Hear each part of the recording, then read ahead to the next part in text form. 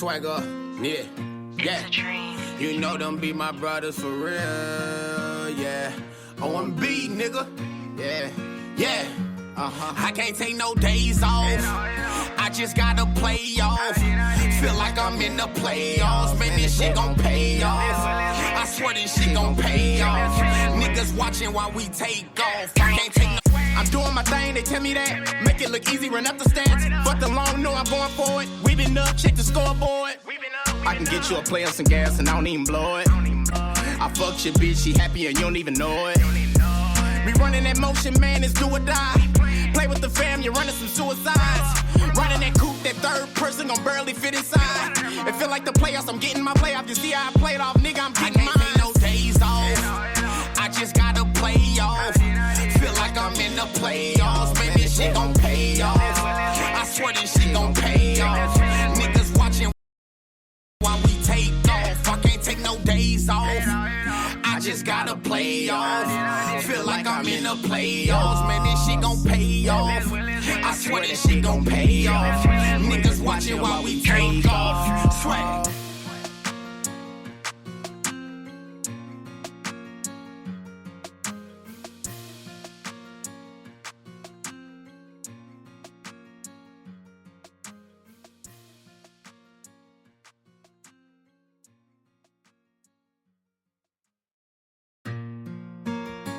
Swagger, yeah, yeah. You know them be my brothers for real, yeah. OMB, nigga, yeah, yeah. There we go. The greatest show in the world. You already know what it is. So Spill Over. Yours truly, Drink Lockhead, Reggie. You know how we like to do it. We like to jump right in on the edge of the spill. Sports, let's get into it. What you got, Reggie? So this weekend, man, we had a lot of surprising games. Steelers and the Cowboys was a lot closer than what people expected. Big game of the weekend, Bucks versus Patriots. I mean, not Patriots, I'm sorry. None of my niggas laid off. Bucks Watch us as we versus take Saints. off. I'm so clutching the Bucks plate got their off. ass Girl, dog I'm a straight dog. I swear this shit that swag sauce. She love a nigga swag talk. But bitch, you got a bag off. You throwing a nigga swag off. With all that fucking nag on. And I ain't got no time for it. Man, these boys so forward. These niggas ain't making no noise. We winning, check the scoreboard. We winning and you damn know it. For really, we gon' damn short. This money we gon' damn blow it. I can't take no days off. I just gotta play off. Feel like I'm in the playoffs. Man, this shit gon' pay off. I swear this shit gon' pay off. Niggas watching while we take off. I can't take no days off. I just gotta play off. Feel like I'm in the playoffs. Man, this shit gon' pay off. I swear this shit gon' pay off. Niggas watching while we take off. I'm in the Hemi, you a vet. I ain't let them down yet. Grab a bag, snatch a check. I'ma sweat. What's up? Nah. That's somebody letting us know that the music was still playing over our vocals. You know, we ain't over here rapping, so I had to press pause on that. Huh? So the music is playing now? It was. I just cut it off. Oh. Yeah, it was playing. But we good now. But overall, man, it's been good. What I can say is, man, I appreciate these sports teams doing what they can to, you know, keep the money flowing through the community by trying to get these games on. I know it's a lot of, COVID tests steady popping up, but, man, they trying. They definitely trying. There's a lot of people that's tied to a lot of jobs with these teams, whether it be assistant coaches, people that keep the fields up, people that work the stands, people that work the sidelines for the team, the cleanup crews. Like, it's literally, thousands of jobs, good paying jobs that people are able to keep. So, man, I'm happy that they trying. NBA looking like they gonna suck it up, tough it out, and go ahead and start their season with a short off season. Like, they're gonna get started a little bit before Christmas. So I applaud them because that was gonna make them lose. I think they said close to $1 billion, if not more. I don't know, but I'm real fortunate. I've worked throughout this whole entire pandemic. Yes, Lord. Not shit. I ain't happy about it. You ain't happy that you had a job through the whole pandemic? Man, I missed out on a whole lot of money. Yeah. Well, what some jobs was doing, which is what could have happened, they were finding a way around paying them people, letting them people get that unemployment. They were just scaling everybody hours back to the point that they wasn't making no money. And then if you quit, you don't get on unemployment. And if you stay on, you don't get on unemployment. So it was a lot of jobs that show how dirty they can be. On my job, they had layoffs, man. Yeah, I know. With the option to come back, but yeah, my mom got laid off from up there, but she back now. They was actually doing some other stuff, but ain't my business. Yeah, I needed my money, man.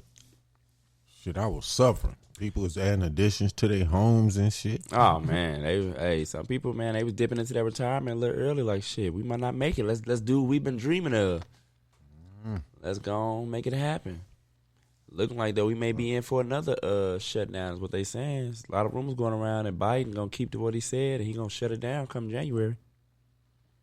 Man, you know they double fucking the world, man. I say that in relationship to the U.S. because they could have did this shit right the first time. And all they got to do is what they finna do. Shut this motherfucker down. Let this shit die off. And then slowly integrate back into normal system, a normal reality. All this shutting down, opening back up, shutting down, opening back up. Bruh, that's why we got all these murders right now. Well, I know they was opening back up because the economy was just dying. Yeah, but why make the economy suffer twice? Yeah, if you're going to do it, you might as well get it right. When they shut it down, they should have shut it down. The problem was they shut it down, but then they had so many loopholes for so many people to still be out here. You know what I'm saying? Like, if you're going to shut it down, you got to shut it down. It was a ton of people that were still out here. Like, the general public may not have been, but there was a ton of people. They was calling so many different people essential. And I'm like, damn, they essential? They essential? They essential? No, what killed me is how the left wings and I call them idiots, man. How they put up this big fight talking about, our kids need to be in school. We need to open back up. So they give them what they want, and the numbers shot straight the fuck up. Yeah, it's bad right now. Now they talking about health care. All right, I'm sorry. So guys. my thing is, What we talking about? like I said, I was fortunate to be working, but at the same time, I'd have rather been off because of the money. But when you look at it, for the time that I was working, I didn't wear. Look, there's 3 people on the entire site that I work, and we have never worn a mask. And all 3 of us haven't missed no time. We haven't been sick, and you know what I'm saying. Mm-hmm. So I think it's all a ploy, man. It's something behind it. COVID? Yeah. You can't tell me. Seemed like, for real, I'm not going to lie, it seemed like, to play devil's advocate, it's killing off, like, the weakest factions of people, like the old and the sick. But here's my thing. Who's to say it's COVID?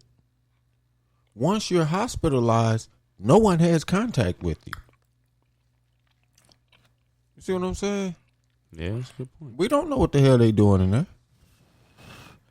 They could be running tests and just killing motherfuckers off just for the statistics, just to keep the lie going. Yeah, I'm throwing out a conspiracy theory. Hey, but there's a lot of people that feel like that. One of the things they do though, because I know somebody who caught COVID. I do too. And they don't always make you go to the hospital. They just give you the test and say you got to be at home in quarantine. I think it depends on if you like asymptomatic or if you like sick. Man, That's what I mean. That's what I just said. I've had COVID 3 times. You think so? Mm-hmm. You just been coming to the show? Yeah, bro. You over getting this? Come to the show, go to work. See, Have you been diagnosed with COVID? That's just your feeling that you had it. Man, look. What are symptoms of COVID? The symptoms are just like flu symptoms, It's though. flu symptoms. yeah, and they also got But it's stuff with your toes. it's more severe though. Like I said, I know somebody that went through it, and it was way more severe than an average flu. It was way more severe, and it wasn't all in their head. They was really doing bad. They could barely talk. Throat hurt like a motherfucker. I've had one of those. Hell, I mean, you probably have had one of them, but that doesn't mean they got diagnosed. They took a test and they said they have COVID. I don't know, man. And I'm still not believing. she this was bullshit. addressed to sit at home. I mean, it's not a belief factor for me. It's just I know a lot of people didn't die for no reason. Okay, and it was some people that was dying at home because they couldn't go to the hospital and get respirators and everything.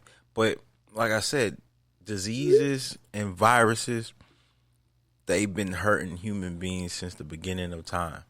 So it's always something that comes along that does exactly what Reggie just said earlier. It kills off the weak and the ones who aren't built to survive it. It's called survival of the fittest. Like, if you not like the measles or the chicken pox, that when it first came, it killed a lot of people. But when some people caught chicken pox, they had it and it went away, and they was like wondering, like, damn, how these people surviving this? That's because the human genetics developed to where it wasn't a virus that killed you. Can't get killed from chickenpox unless your immune system is already compromised. Well, they didn't know that. Now the measles, that's something different. Now that can kill you. Now get what you just said. They get killed from chickenpox because they have what? Existing. What do they say that hurts people with? If the immune system is compromised. No. Well, not just if you have existing diagnosed problems, like if you have existing problems, that's what COVID. That's the people that COVID hurt. Okay, here's my thing. Okay, I understand that. Okay, but here's the thing. If I have an existing blood disease or existing problem with my blood, and I cut myself and some debris gets in my bloodstream, I could die from that. Okay, and just as the times are today, I could die from that and be in the hospital, and they say I died from COVID. I mean, that's what was going on, but that don't make me not believe what's going on. I mean, okay, that's cool. That's you. I'm saying Yeah. I ain't seen shit because they ain't showed me shit. They just doing a whole lot of talking. Yeah, I definitely believe it's out here. I know. Why is it that if they say you have COVID and they tell you to quarantine, then you live? But if they tell you have COVID and you admit yourself to the hospital, then you die. That's not a fact either, though. There's been people that go to the hospital that come out. It's just my cousin Steve, he had it. He went to the hospital. He came out. Yeah, it's just the ones that have pre-existing problems that they can't handle in the hospital because they don't know how to handle it. So they maybe end up dying, like people with asthma. On a lighter note, I've taken a COVID test twice, and I passed both times. Oh, A+ for you. I have never taken one. I thought I had some. I didn't think I had COVID until COVID came out. At first, I just thought it was chest pain. You know what I'm saying? I think I had it too, and just a whole bunch of bullshit. But I mean, ain't no telling what the fuck I had. But ain't nothing ever bedridden me or nothing like that though. I had some days where I wanted to be, where I was like messed up. I was like, oh man, what is this? I think there's some people out. We just got the ones that ain't got it. They probably been around it. We just got good immune systems. Yeah, I don't really get sick often or for long periods of time. I ain't turn your shit down, bro. Oh, no, I got Trying to get all your notifications. I had put on silent mode. Yeah, because are we done talking about sports? Yeah, it wasn't too much going on in sports. I had some. I did the big ups to the NBA for go ahead suck it. They finna suck it up and had a short off season. I was Big ups to suck it up. Yeah. Fuck that. Play 82. Man, big up. You lucky I went on. Man, I'm not with that. Them niggas. Bruh, the NBA, the players didn't want to come back before the new year. Bruh. First of all, I think they playing 78. I think they first of all, or 72. That's exactly what I was going to talk about. Okay, 78, 72. All right, let me get this graphic for you. The teams that missed the bubble have had 287 days. 287 days of an off season. The Lakers and the Miami Heat, only 73 days. Why Jimmy and LeBron want to play on Christmas and everybody else complain? It's a new age. Man. What? That's how they built. But you're saying it's a good thing. No, because at first they was fighting not to come back for more months. I'm glad that they coming back. Some teams have missed 9 months, bro. I said, look, 9 months. I want them to play. And you saying you can't come back in December? Look, man, December, bro. They didn't want to come back to like late January. They didn't want to meet the Christmas deadline. But, bro, that would have meant less money for you. They said they're gonna lose like $1 billion if they would have waited. Man, if they went back by the 22nd. Because of like contract. These players straight, they pissing me off more and more, man. Man, I already told you about these. If I owned a team, these young boys. If I owned a team, bro. I already told you. They want to get paid more. They want to do less. They want to complain more. That's what they do. That's bullshit. That's bullshit. That's all I really want to talk about in sports. Oh, besides, did y'all talk about Brady? Oh, getting his ass whooped? Yeah, I brought that up. I hit a keynote for that. Oh, yeah. Yeah, what was it, about like 40 points, 45 points? Was it 48-3 or 45-3? I don't think they had 40. Oh, they had 40-something. I know they only had 3. I thought it was 37-3. Or was it 38? It was like 37-38. Let me fact check real quick. I didn't think they hit 40. Why is 43 sticking in my mind? I don't know, bro. Who scored 40-something points? Probably some. The Bills did. The Bills scored 40-something points on Seattle. Mm-hmm. Yeah, and when y'all gonna give my Steelers their flowers? Steelers their flowers? 8-0, baby. Oh, man. 8-0, baby. They should have beat them. You know, that's my team, and I was telling everybody, I was like, man. It only took them 20 years and an epidemic. They finna get dog walked. Oh. I fully thought they was finna get dog walked. It took them what? It only took them 20 years and an epidemic. Pittsburgh has the second most championships in the NFL. I thought they was finna get dog walked. How many in the last 10 years? 1. 10 years? Wait. Nope, they ain't got none. They ain't got none. They ain't got none.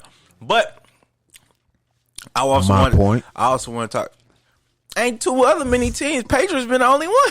They got 6. I'm just saying, Pittsburgh been out the loop for a minute. No, never been out the loop. It was 38. Never been out the loop. Okay, I'm gonna take Reggie's stand. They're not champions. They've been out the loop. Then that, well, they was 31 teams been out the loop. Then I'm for saying they was missing the playoffs years. and losing hella early. When they had but they've been in the playoffs. All-star squad. Now, we just talked about this. How hard is it to win in the NFL? This the hardest championship to win to me. How hard is it to get in the playoffs? Now it's easy. Now it's easy because 17. What is it? Is it 7 teams?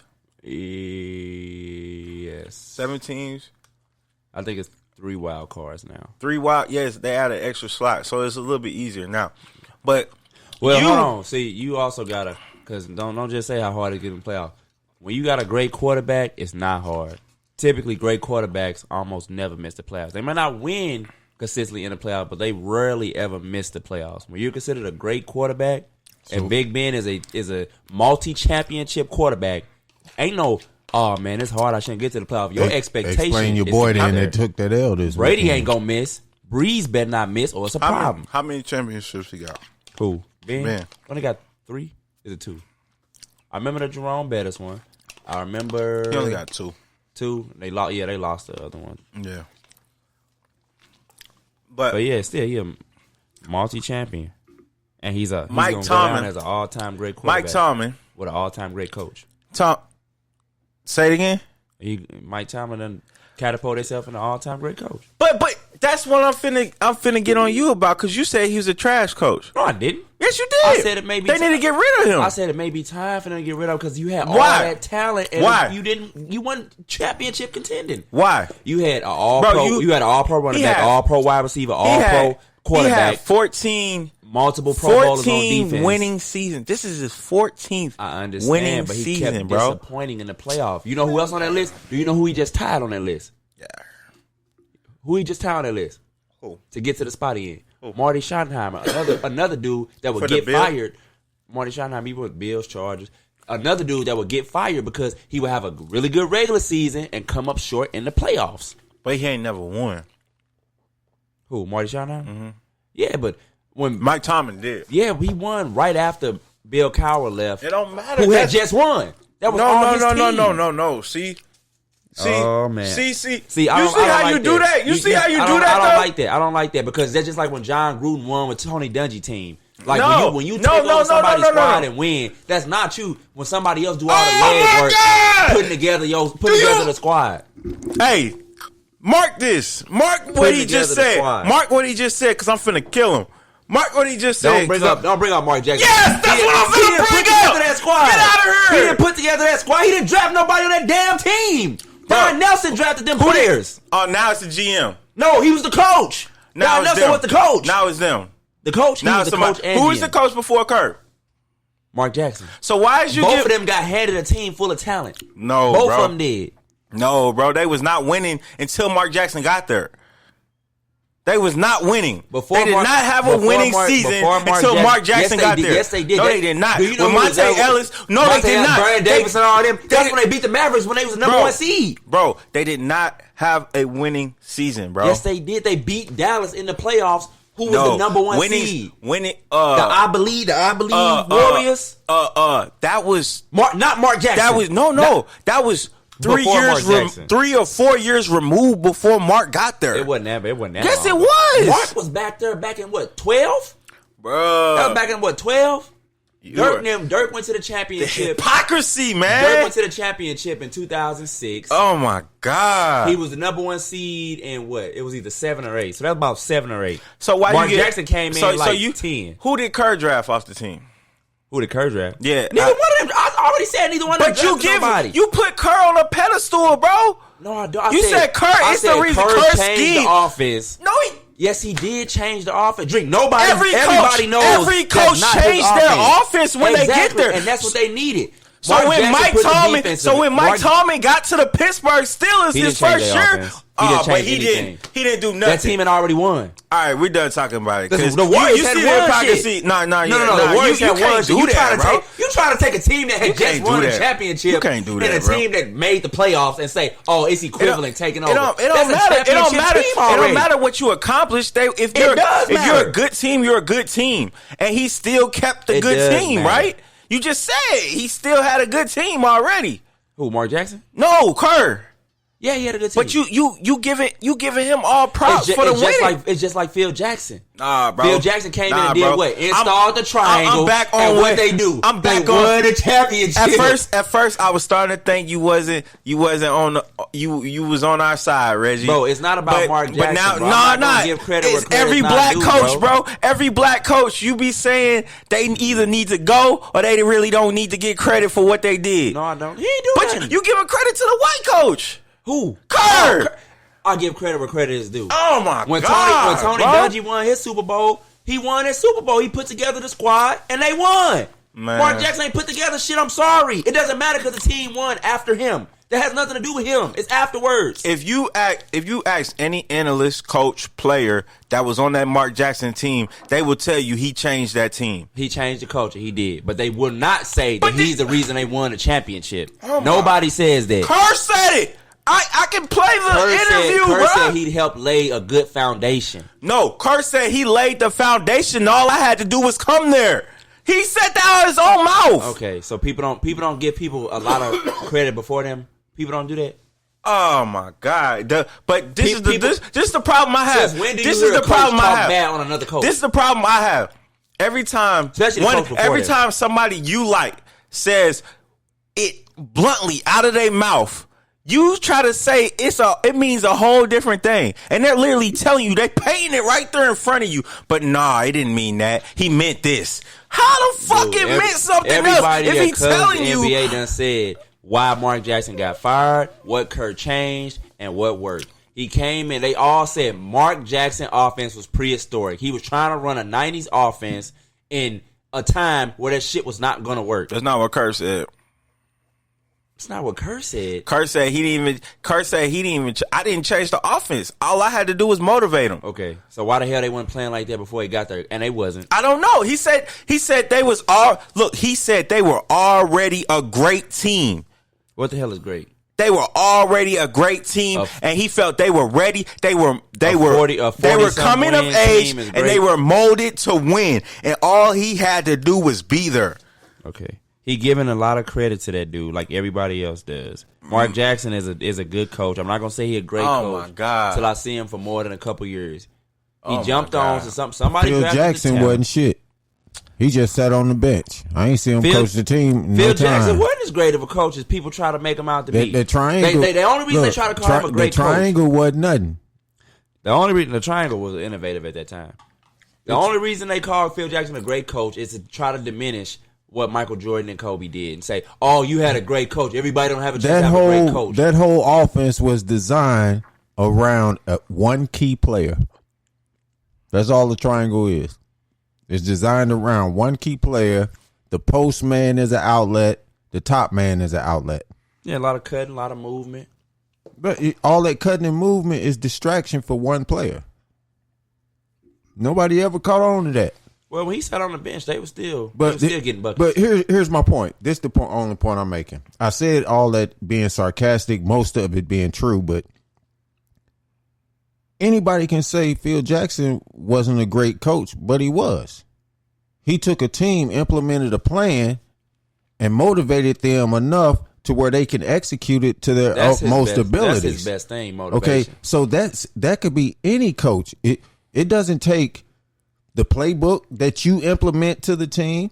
Okay, all it takes is the locker room, the motivation, putting people in the right spots. Yeah, Phil was definitely a great motivator. That's probably his best attribute. But again, that team, was a good team that he got handed that was in the conference finals, went to 7 games versus the eventual champions. He got handed that. He changed up the offense, kind of like what Steve Kerr did, except the team that Steve Kerr got wasn't as good. Fuck out of here, and they won. Bro, that team was a first-round team. They wasn't no conference championship team like what Phil Jackson got handed. That year, when you... None of those years. Bruh, that year, when you make it to a certain point, you have expectations that next year. You're going to work harder to get to that next point. All right? When they decide, hey, we letting this coach go, all them other players are seeing writing on the wall.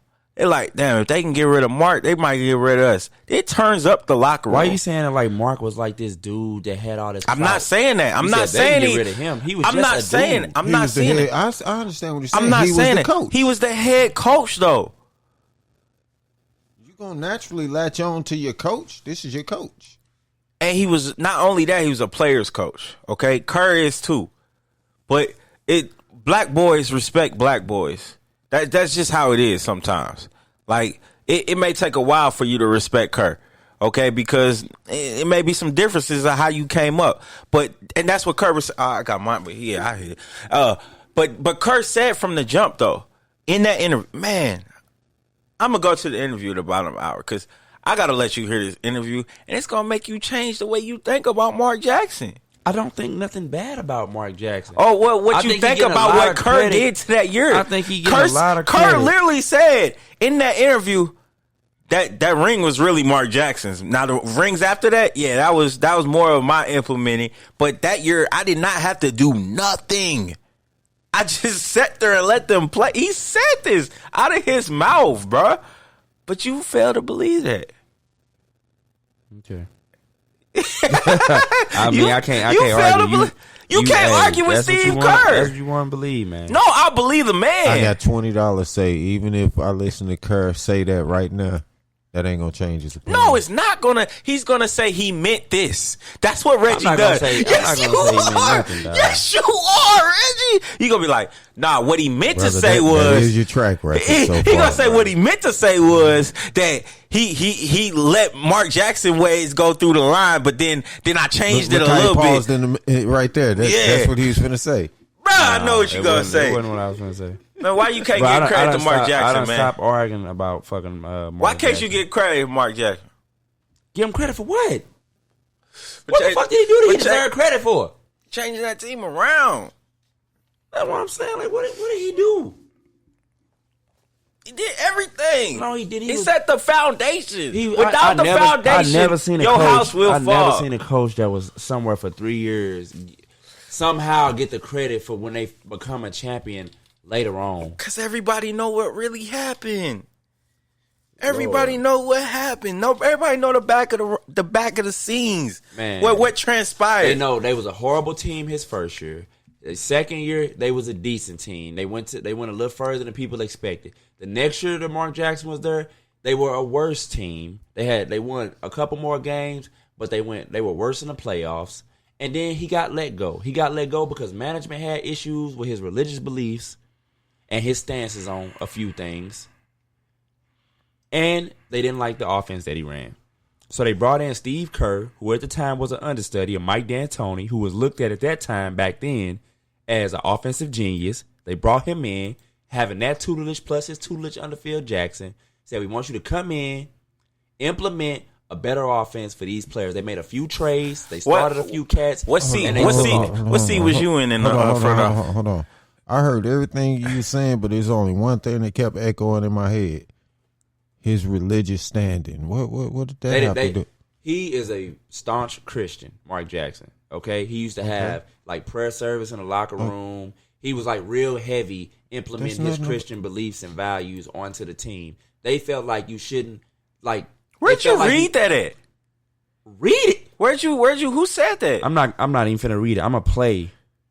Steve Smith. Stephen A. Smith done talked about it. It's well known. Steph Curry done talked about it. Because he used to like it. Steph Curry's the one who pray all the fucking time. That's what I'm saying. That's why him and Mark Jackson had a connection. They connected on that religious level. That's why he was so upset when he got retired. But they felt like over there, because you got to remember where they was at. Out there where they was at. You know where they at. You know what I'm saying? It's real open out there. You know what I'm saying? They don't want you boxing people in to your beliefs. That's the thing. They didn't want him to input, his heavy Christian beliefs on the team. Man, it's been multiple. Players, including Steven Jackson said, man, Stephen A. don't know what the fuck he be talking about. Because one time he said Stephen A. used to stay with him. Steven Jackson used to stay with him. He was like, man, I ain't never stayed with you, bro. Stop lying. Steven Jackson. Yeah. That was, bro. I listen to the players' podcasts, bro. I listen to the player. They be shitting on all these media outlets like Stephen A. All them cats that be making up these stories, trying to say so and so told them. They be like, man, look, bro. Do we even talk to the media like that? Nah, man. That's literally what they be saying.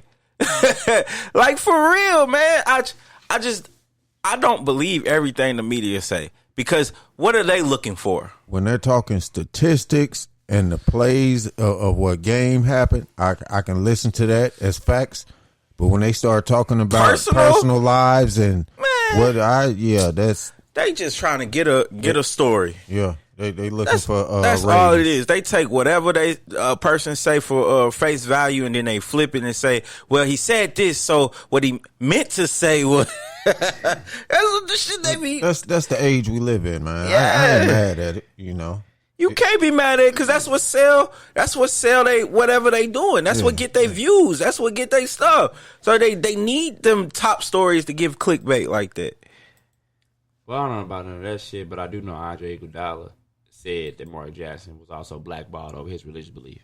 Since you like, you know, Andre Iguodala. Yeah. So now he gonna listen to Steve Jackson, who wasn't on the fucking team. But what I'm saying is, what I'm saying is, Andre Iguodala and all the players love Mark Jackson. I understand. Okay? I understand. They love Mark Jackson. That was for a reason, bro. I didn't say it wasn't. Because he was a good coach, and he helped build that chemistry and that culture. Okay? So when Kerr comes in, it's already there. All he has to do is get on the horse and ride it off to the sunset. That's all he had to do. That's literally all he had to do.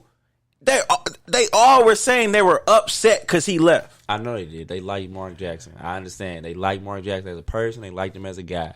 They might even liked him as a coach. Oh, my God. Management didn't agree. Bob Myers didn't agree. Yeah, because they wanted to get the white boy in. Steve Kerr. Okay. So, this year, if they go far, is it still Mark Jackson? Is everything else did Mark Jackson? I just said the first ring. The first ring, they shouldn't even won. The first ring. They only won because Kevin Love and Kyrie was hurt. You can't say shoulda, bro. Injuries is part of the fucking game. That's part of the game. Okay. It happens. People get injured. If you get injured, it's not a woulda, shoulda, coulda. It's so you got injured and you lost. It's over. There's no it should have happened. We don't know if they would have still got injured. Like it doesn't matter. They got the championship. Exactly. So it doesn't matter if he was still there. That don't mean they gonna win. No, you can't say it's his title. If he didn't win it, it's not his title. I'm not saying it's his title. He's not the reason for it or nothing else, that's bro. where you're confused. I'm not saying that. I'm not saying it was his title. Steve Kerr is saying it. That was his title. Like you tell, that's the dude that said. Like you tell me, you can't say shoulda, coulda, and I'm agreeing with him. Shoulda, coulda, wouldas, and ifs. I didn't say shoulda, coulda, woulda, if nothing. If Mark Jackson was there, he'd have won. No, we don't know. I didn't say that. So how's it his title?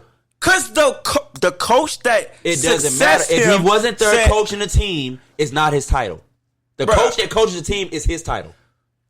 In your words. In the real world. Who got the title at home? No. In your words. If Kerr says out his mouth, if check this.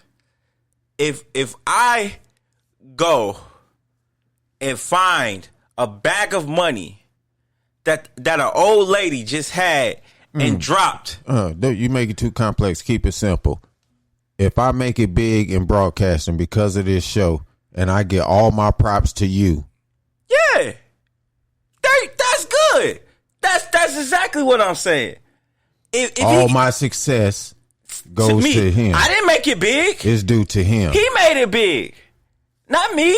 But he's giving me credit. Okay, I'll take it. But that don't mean I got the physical money. Yeah, but that also don't make it true. Because he can give you credit, but if you're not talented at it, it's not going to happen. But no. He didn't say it's because you are. No. Look, if you think about it, in reality, he laid the foundation. I went out and bought the stuff and gave him the mind to say, hey, I want to do it. He gave me some of the ideas. Yes. Right. So, and he gives me the credit. That's his right to give me the credit, okay. and I would accept it. I understand if Steve Kerr wants to give him the credit. What I'm saying is, I'm not finna say it's Mark Jackson's title. Nobody said that. No, I didn't say that. Steve Kerr said that. Steve Kerr said that. He said them boys were molded to win the championship already. How? Because they did. How? They were a team that was not far over 500 when you win in the first round. How the hell is that when you win, molded? When you win, because, bro, you talking about, see, this is your problem. You get confused. You mix up. Like, once again, these are human beings we talking about. Mm-hmm. Just because a simulation goes one way doesn't mean it's going to go the next way the same year. Yeah, they only got the first round. But you don't think that will make a normal person hungrier? And a person that has experience to get better and go farther? You don't think a human being works like that? Or do you think, that's their climax, that's what they're going to get every year? Is that what you think? No. So then how can you keep making that statement about what they did last year? The GM made a decision because they got worse the next year, but the year prior they had a better year. They got worse that next year. He said, "Okay, I don't like the trend that it's on," and he brought somebody else in and took off. You just said the only reason they fired him because it's religious. No, I said that was one of the reasons. I named multiple reasons. And Bug stopped me and said, the thing that's getting stuck in my mind out of all you just said, because I said more than one thing, he said, out of all you just said is the religious thing. What do you mean by that? That's how we got stuck on a religious thing. I said multiple things. Bruh. I can't wait till you get another job. Please, Lord. So if you... Just like I don't give John Gruden credit for the title that he won. That was Tony Dungy fucking team. I don't care because he was the one coaching it. Tony Dungy built that team from nothing. They was ass team. But built it. That's the same thing we're saying, but you're saying it the opposite way with football, bruh. They built it. You said Tony Dungy built the team before he got there, right? Mm-hmm. So why didn't Mark Jackson build the team before he got there? That's what I'm saying. All the impact players you talking about was already there. But he didn't bring those players there. But were they impactful until they feed it into what Mark Jackson said? How do you know if that's true or not? How do I know what? If they actually felt they were impactful until he made them feel that way. Because remember, you just said they weren't that good. No, I didn't. I said they got worse from the year prior. I said they were hella bad. Then they got to the second round and looked decent. Then the next year they had a dysfunction. They lost in the first round. Then that's when he got fired. And then Steve Kerr came in the following year. Then they ended up winning that title. And then they took off after that. Then they lost. Then so they took off after that. They got better. They were down, got better. Got worse. Not got worse. When you just lose in the next round, bro, you made the playoffs. Okay. How's that got worse? How many teams make the playoff? Like, what are your stats? No, it's not a lot. 50% of the teams in the NBA make the playoffs. 50%. Everybody know the NBA playoffs is some boo-boo. They allow way too many teams in. Bruh. Way too many teams in. No, yes, they do. It be teams with losing records in the playoffs. I don't care about that's only in the East. Personal that's only interjection on the conversation. Yeah, bro. that's all it is, bro. That's how he feels. No other league allows 50% of the teams in there. Just like you said how it's easier for the NFL. The NFL got more teams than the NBA do. And you just said it's easier because they allow one more team in? Well, no, I said it's easier because they allow one more wild card, and it's not what it used to be. But it's always been 8 teams in the NBA. 8 teams here, 8 teams there. It's always been a lot. Nobody allows 50% of the teams in, regardless of their record. You don't compare 2 different sports. When it's a totally different field of what they playing, you can't compare that. In the last, we can go 20 years. We can go 25 years. It's been 2 teams where the worst seed in the first round of the NBA playoffs actually made some noise. Other than that, it's just a waste of fucking time. Those teams always lose every time. It's not a waste of time when you're a business, bro. The worst team. Yeah. It's not a waste. Now we're talking about the quality of the product to the business. So you're basing your opinion on how the playoffs are set up by the league? No, I'm basing my opinion on the playoffs of the quality of the games I'm watching. If I got to sit there and watch a team get their ass whooped over and over again because they really shouldn't be there because they got a losing fucking record. The NBA is the only league that rewards a losing record with a playoff spot. So you can say, I made the playoffs. No. Okay, it's not entertainment, but that's only the East, bro, that are losing record. I want to ask a question. That's only the East.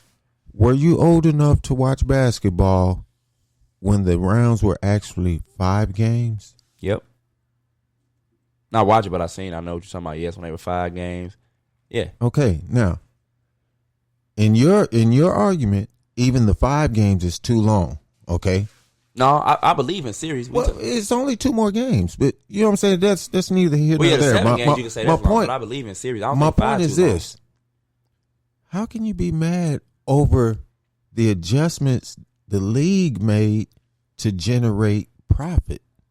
I'm not mad at them for wanting to generate profit. What I'm saying is people going to watch certain things, whether it's good or not. It's teams that suck every year, but fans show up just because they just want to see the product. It doesn't matter if the product's not good. They just want to see it. No, because they from that city and they represent their team. These leagues understand that. So they're like, if we give them more to watch, we'll make more money. It doesn't matter if it's good or not. Check this out. They're going to come. If you're the worst team in the league. Not good? No, check this out. If you're the worst team in the league. Blew out all the time. That's not good. Look, most losing teams got good players. They have some good players. But check this out. Let's take that team. Yeah. Any losing team, the bottom team. They may have a losing record, but they still win because they get first round.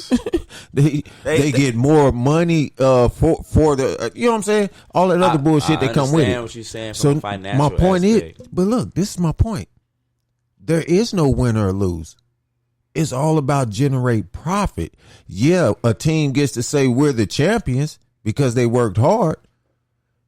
But there's other team going to take the superstars they got and build around it, and they're going to be somewhere in the middle next year, depending on the moves they make. Mm-hmm. You know what I'm saying? It's all business. I'm trying to understand this argument, and it's frustrating me because I'm not understanding it.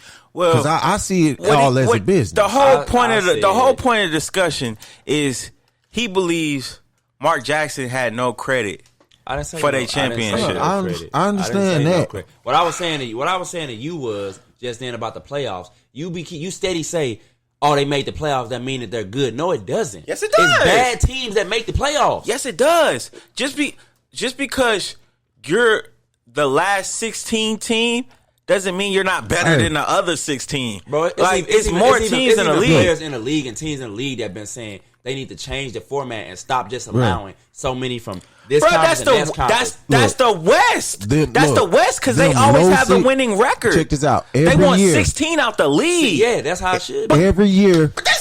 Every year, one of them low-seeded teams. Look. I'm talking about your comment because you made the playoffs to make you a good team. You just said 16 was too long. Too many. Have 50%. So how can you say that's a good idea now? No, I'm saying if you're going to keep 50%, if you're going to keep 50%, you take the best 50%.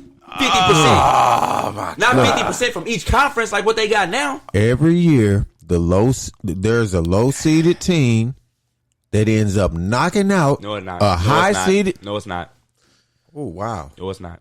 In the last 25 years, not a bottom seed. Not a bottom seed. You get the point I'm trying to fucking make. He's talking about an 8 seed particular. Tell me the 7 seed. Not an 8 seed. Tell me the 6. 6 seed was the Miami Heat. Miami Heat went on 6 this year. They was fifth. Miami was what? 4th behind Boston? They was 5th, bro. No, it was. I think the Pacers was 5th. My point is, they played each other in the there's first always an upset. There's always an upset. Regardless of if that upset makes it to the next round. Well, most times the upset come like in the conference finals. It's never really no upset in the first round. It's never really one in the second round. It is what it is because it's a business, man. I'm gonna side on that side every time because it's even when they fire their coaches and all that shit, it's a business. Like I said, I'm fine with all that business. But what I was saying to Drake was just because you make the playoffs doesn't make you a good team.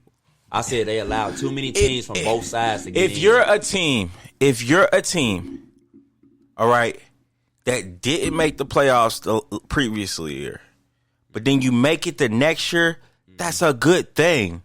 And then the year after that, if you make it, but then, all right, if you make it your first year and you go a little bit high, you excited.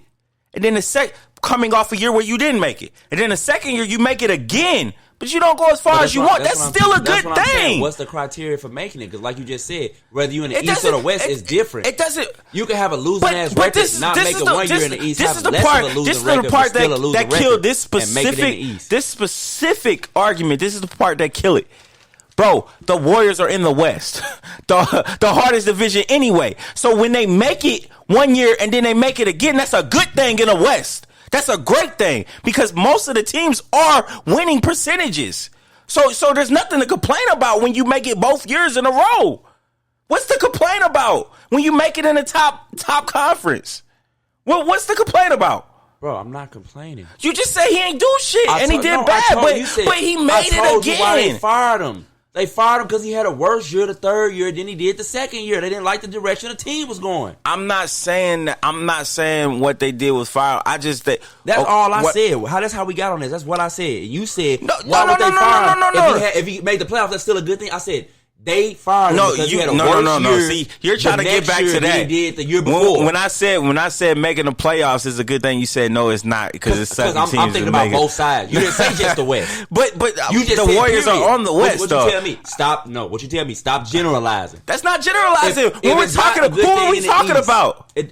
You said who were we talking about? Did you say the Warriors or did you say it's a good thing? It's a good thing. You say it's a good thing if a team make it to the playoffs. Okay, let's get on that. It's a good thing if any team make it to the playoffs.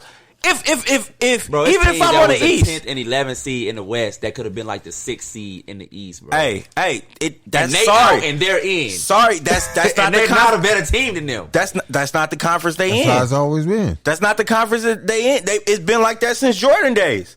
It was teams that was better in the West and teams in the East that was making. Because Jordan played the best teams in the East. Bruh, it was teams in the East that didn't. Maybe still going to their records. But it was teams in the East that didn't. Was the beast. If you look at the winning percentages of teams back in the day, it was the East was the beast. I'm not talking about that. I'm talking about it was teams in there with losing records. Close 499, 500 exactly. It was teams that had bad records, man. In the 80s, I give you that. Man, I think, what year was that where the number one seed was like that was in the East. It was subpar 500. It wasn't even the number one seed. Yeah, it was the number one seed, bro. What year was this? Where it was just like horrible. Think about who the number one seeds was from the 80s through the 90s. You had them Sixers, what them was Celtics. It? Who was it? The Bulls. The no, Pistons. not even that. I think it was the year the Rockets won. It was the year the Rockets won. Their first. Shaq them had a great record. Was it? I think you're thinking about when came from the 8th seed and went to the finals. The Knicks. That might be what you think. They won the top seed. They went to the finals, but they was the 8th seed and got whooped on. I don't remember the year. But they made it. I'll do some research. I think that's what you're talking about. When the Knicks went. They was the 8th seed, though. They weren't the 1st seed. Don't be a traditionalist, right? And then down their ways of doing it, bro. Like, you are the most traditionalist person. The way they doing it right now is too many teams in. Now, if they change the format and say, okay, top 16, I could be with that. But when you got 3-4 teams over here who records is not good, not better than the teams that's out of the playoffs over here, it's something wrong there. Well, they still wouldn't be in the. Okay, so you're saying put less teams, they're still not going to be in. I'm saying if you're gonna do it, and you're gonna say we're gonna keep it doing East West. Okay, we're gonna East West. Either let less teams in to keep some of them bad teams that don't deserve out, or just go top 16 in the league and call it a day. Your business model will fail. This argument has went hypothetical, man. But your business model will fail. Okay, Adam Silver done talked about doing it. The players want to do it, but they can't. Why can't they? The commissioner want to do it. The players want to do it. Why you? If they, bro, anything Adam Sandler wants to do, Adam Silver. Not Adam. You said Adam Sandler. I did. Adam Silver. Anything Adam Silver want to do, he does it. No, he got to vote on it. No. Anything he wants to do, he makes it get done. Okay, he makes it get done. That has been talked about for the last 3 to 4 years. It's not gonna happen, bro. Because let me tell you why they can't do it. Because if that's the case and all West be the top 10, do you know how much money they're missing out on the East Coast? Do you know how much money they missing out? They can't do it, bro. They have to have 8 here and 8 there. That's why they play there, 2 games there, then they go there, then they come back. What markets are they missing in the East? Would they be missing? Orlando, New York. Boston. Orlando's a decent market. Boston's gonna be in there. Orlando's a decent market. Yeah, they decent. Bro, Florida is a big market, bro. Florida overall, but Orlando is decent. I'm not heat from there. Can I finish naming all the names? Boston gonna be there.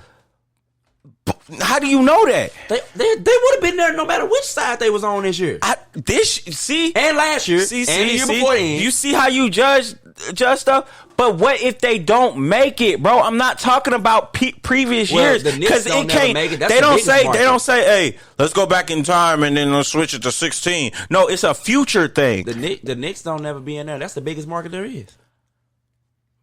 Bruh. Chicago in there. That's the next biggest market. But they when they get to the playoffs, the NBA loves it. They love it. Yeah, if they earn it, that's what I'm saying. If they earn it, no. But this is what I'm saying. They can't do that, bro. As a you speaking of basketball as a fan and what you would want to see. You would want to see the great teams play each other.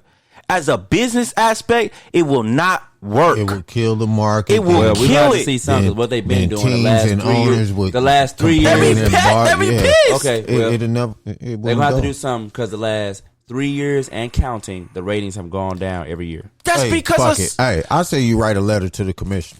No, see, everything he's talking about is technology affecting their stuff.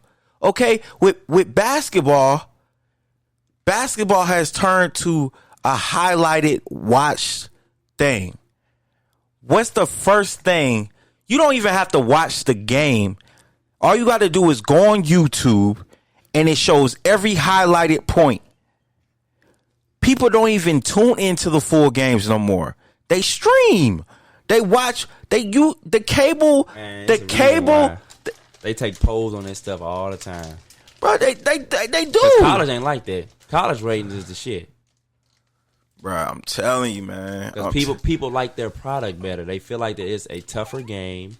They feel like that they just love that product more than they love the NBA product. And the ratings have steady been going out. But the last 3 years, it's been drastically college ratings. College ratings have always been better than pro ratings. They always been college football, college basketball, because you have not in the 90s. Always. No, not in the 90s, bruh. When basketball when Jordan played, that was the most watched sport. That's in the world. That's different. When they had a great player. Okay, I can understand that, but when basketball started, nobody watched the pros. No, they didn't. When football started, nobody watched the pros. They watched college. No, not just because it was terrible. It's because more people can relate to a college sport. Do you know why? No, go ahead, tell me. That's what I was waiting for. You're supposed to say no. Go ahead, tell me. Okay, all right. Everybody, I looked at him. I'm like, damn. If you don't know, make your point. Because when it's more fans that can identify with a collegiate sport because they went to that school. People don't really identify with the pros because not every city has a pro team, but most cities have a college. Okay, so when you got Dr. Elizabeth Prime, which is a female that went to North Carolina, she don't watch NBA worth shit, but I guarantee you her TV is tuned into North Carolina football, which nobody watches, and North Carolina basketball, which a lot of people watch. I guarantee you they tuned in. That's why they're more popular than the NBA sport. You have to really be a fan of the sport or a fan of the or just the product or the merch to actually support the NBA. You just gotta have transcendence, man. That's it. I'm just saying, bro. There's a reason why. There's a reason why the market is going down, and then also this. If they're doing so bad, bro, I didn't say they was doing bad. You just said that ratings is going down. They not bad. But if I got a business, and my TV ratings are going down, but you still making a lot of money. Exactly. In the back end, my company just went from worth 480 million and now it's worth 3 billion. I'm not okay. Yeah, our ratings is down. That's cool. Let's just keep selling this merch. I'm saying you got they're not tripping off that. You gotta have foresight. You gotta be like, this can't continue for a long period of time. You gotta be like, what is going on? What's the disconnect? How can we fix it? If you have foresight for what's popping, That's why you getting more streams to NBA.com. That's why you getting more streams to the app. They're going to what's transcending. They're not worried about TV ratings, bruh. I'm telling you, they not. They count all that. It's not TV. They ratings, don't. No, it's they don't. They It's don't. ratings. They have not yet monetized streams yet. They have not yet to do that. They only monetize cable network programs, bro. I don't know what you mean by that. You have to No. pay to stream That the is NBA. facts. They have not yet monetized streams yet, bro. I'm telling you, they haven't. This is an industry that I've paid attention to because music wise, they were trying to figure out how to monetize your streams and your plays from apps like Spotify, iTunes, and all that. Because I used to send my tracks there. All right, they have ways to do music now, but they cannot modify when somebody checks out a highlight view of a certain team on YouTube. Nah, you can't do that. They for can't. highlights. They can't. But that's some of the streams that's happening. That's why NBA got their own YouTube page now. That's why they do it. Like, if you can't see what's happening and you still worried about cable network polls and all that, bro, you blind to what the future's gonna be. As soon, bro, nobody's gonna be subscribed to Spectrum. Nobody's gonna be subscribed to cable networks.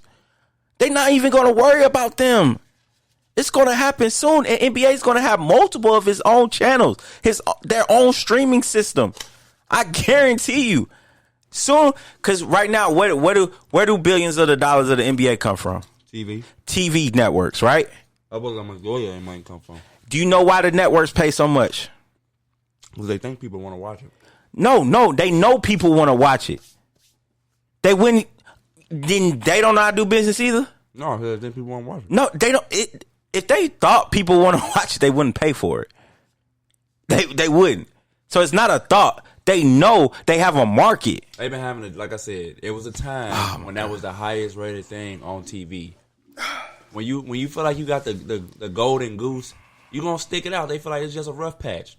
After Jordan left, you had them early 2000s. Them games was trash. They was low scoring, and it just was a bad product. Bro, the early 2000s, the majority of the draft picks was trash. Nah, all them niggas was bust. What are you talking about, man? Them early 2000s draft picks, all them cats. No, the majority of them cats was bust. That was when the early 2000s is when the NBA became more urban. 98, 99. You just said the early 2000. That whole little era of draft picks, 01, 02. You got LeBron them in 03. What? 04 was all right.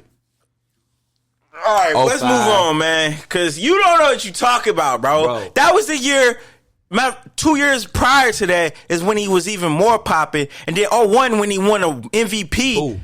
Allen Iverson. Oh, you said somebody. AI wasn't carrying the league, bro. Yes, he was. He was the one. The league was not doing well. Which is part of why they changed the rules. It was low scoring. The reason NBA wasn't doing that good as far as numbers is because there was a new era of basketball that was coming in the early 2000s. Do you know what that was? They made a new era of basketball. No, it came to light. What are you talking about? Okay. The Rucker came to light. Street ball came to light. That's where Dr. J used to ball. It already been the shit. What are you talking about? The majority of them legends tried to come to the NBA. No, I'm not talking about that. I'm not talking about legends. I'm talking about in the early 2000s. The crossover and the street playing and all that. That's when it came to light, and they were paying attention to that. That's because that's when I was waiting in line for an N1 tape. That's when it was popping. N1 was popping. NBA was trying to figure out how to way do we market this N1 that's coming out and include it with us. But they don't want to coordinate with us until we put some of their players in. So then you get Ray Fair Austin. Skip to Malou to get in the league. Let's market him. Why do you think most of his games were televised? Why do you think that? Ray Fair Austin? Yes. Skip to Malou. Yeah, he played for Houston. Yes, and Orlando. Yeah, both of them. But why do you think a lot of his him? He wasn't the best player on them teams. I didn't say he was just a player on them teams. He's clouded you by said his why? personal You said why He- was most of his games televised? Because he was on teams with great players. That's why. No, bro. Bro, he was on a team with T-Mac and Yao Ming. He was on a team with Dwight Howard and them. That's why. Bro, that's like, okay, when a police officer pulled me over, right? He pulled me over. Don't ask me for my ID or nothing. And say, Rocky, what you doing over here? That means he know of me, right? Yeah. All right? Right for Austin first game, the announcer says, Skip to Malou gets his first game in the NBA. That's because of what? They know. And won. They know him, bro. But that's not why. You just said why was the games televised? They because he told played with great players. That's you why. need to do the research on that, bro. The commissioner at the time, Stern, he said they were battling between and the NBA. Okay, and one was more because fun to watch. A lot of the players were trying to get involved in the street ball. They were going to play in the street ball stuff, and it was a liability. He was like, which way, how can we correlate this? Do we have a player that's involved in that? Rayford Austin came. We need to highlight his games because people want to see the street ball, bruh. And if we show them we got an aspect. The basic. Yeah. AI was the closest thing to the league. Era of basketball. It wasn't an ugly era. It was, man. Before they brought the street ball in, that shit was ugly. That's what he just said. He just said because they got tired of the basic this and that. But you know what? That's what made me good. That's the era I came up in. That's Jordan era that you just said was ugly. No, I'm not understanding. I said that late 90s, early 2000s, bro. They couldn't score. Most of them games like in the 80s, the early 90s. It was nothing like today or nothing like before then where they scoring 110, 115. Everybody was struggling to score except it's better shooters like now. It's better. So what about before then? They were scoring a lot of points. What? It wasn't because before then they were scoring a lot of points. Yeah. It wasn't because it was better shooters. They were just better offensive players. Nah, bruh. It was a statistics thing. They implemented it was a statistics thing. It wasn't just that before. No, I'm just saying how the points, the scoreboard kept going up and down. Yeah, you know what I'm saying? And then back then the game was played inside out. Okay, they weren't coming down shooting 2-pointers and shooting threes. They were giving it down to the big man or taking it to the rack. So when you shooting closer shots and easier shots, you're gonna make more points. It was about the high percentage shot. Yeah. It wasn't about the finesse and the flash. No, it was just get the bucket, get the bucket and go and move down. They started making defense have to lighten up on these cats when they took out the hand checking and all the strong defensive play. That's now we're getting somewhere. Okay, so the whole point is the game developed. The entire game developed. Yes. David Stern knew what he was doing. He said, this shit is not looking good. We got to find a way to get more points on the board because people want to see scoring. Just like in football. They changed all the rules to make it so it's easier to score. All right, we're going to go into some music. We're going to come back with something else, man. Hey, shout out to my dude, Smooth Beast. Just opened up a shop. Make sure y'all go and check him out. I'll get the address later. But before then, we'll play his song, White Shoes. I think it's somewhere over there in Delwood. But I'll get the address for you. That's what's up. ABM, About Money, I think. I think that's it. ABM. Yeah, that's his clothing line that he got up there. He got that. He got jewelry. He got accessories, phone accessories, all that. Go shop with him. Here goes Smooth Beats. Boom, boom.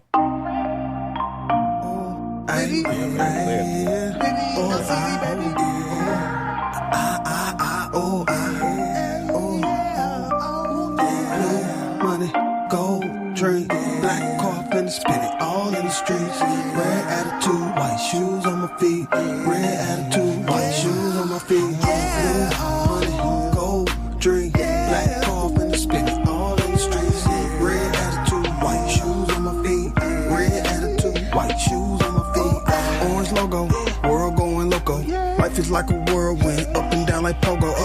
Green go-go, though I've been sitting low. Stopping is a no-no, like Timmy boy, let this beat go. Crazy, smoke this green to gray too. From Penn State, sent it to the loo. Now this that new style blues. Baby Brown, I'm bringing it to you. I've been waiting on Pink kisses, that pretty plum look good in that fuchsia. You can be my fuchsia, yeah. Apple bottom, red light got me wanting to do some. Hey, yellow peppers, roasted with potatoes. Still sipping gold while we toasting to the haters. Kinda hot, I'm saying I am smooth red too, white shoes. Gold drink, black coffin, spin it all in the streets. Red attitude, white shoes on my feet. Red attitude, white shoes on my feet. Blue money, gold drink, black coffin, spin it all in the streets. Red attitude, white shoes on my feet. Red attitude, white shoes on my feet. Black man, stay strong. White enemies can't leave us alone. White friends, let it be shown. Blue lies can't be taking black people. Nah, ain't a red one till you make it one. Ain't no throwing white flags too long, you did people wrong. Right time, wrong color shouldn't be the norm. They get black and white quick in the middle of the storm. I usually say this shit for bases, snap on you and warn you. But I'm raising my voice this time so you know we sounding alarm. Red alert, more than woken, we burn our arms. They need a church if they coming like more than a swarm. Gotta go drink, black coffin, spin it all in the streets. Red attitude, white shoes on my feet. Red attitude, white shoes on my feet. Blue money, gold drink, black coffin, spin it all in the streets. Red attitude, white shoes on my feet. Red attitude, white shoes on my feet.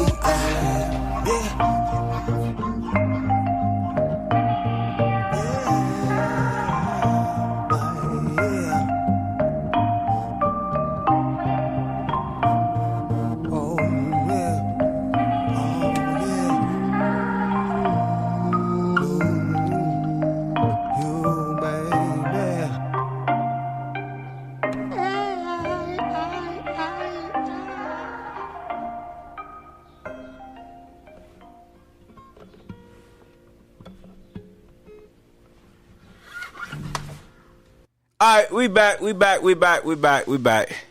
right, we off the sports, man. Yeah. I'm tired of Son and Reggie. I don't know what the hell you talking about. Dre just one of those people, like, no matter what happens, whatever's the newest has to be the best to him. I didn't say it was the best. It has to be the best. It always has to be progressive. Always has to be getting better. Didn't I just say? To admit. Didn't I just say it? I didn't say it was the best. All you say is you said, oh, these players today, they're way better than the players. I never said that. You did say these players today are better than the players before. No, I said they're more skilled. If you're more skilled at something, that you're not better at it. Not necessarily. Just because I've never seen. Let me tell you a example. Okay, a 40-year-old pipe layer, a plumber. A two year in pipe a plumber. He has the skills of math, welding, all of that. But guess what? This 40-year-old, he got experience. He know how to, when he sees something, he know exactly what it is. No, you making that, boy. You get complex with I got to, because I'm saying both of them got there because I took pipe fitting. That goes all the way. But no, not if you start back in the day. Not if you start back in the day. Math and the welding. When you start a long time ago, everything, they don't have everything that they have now. Yeah, I mean they get into the same, and they don't. The same. Once you get your license, bro, they don't require you to go back and take your license.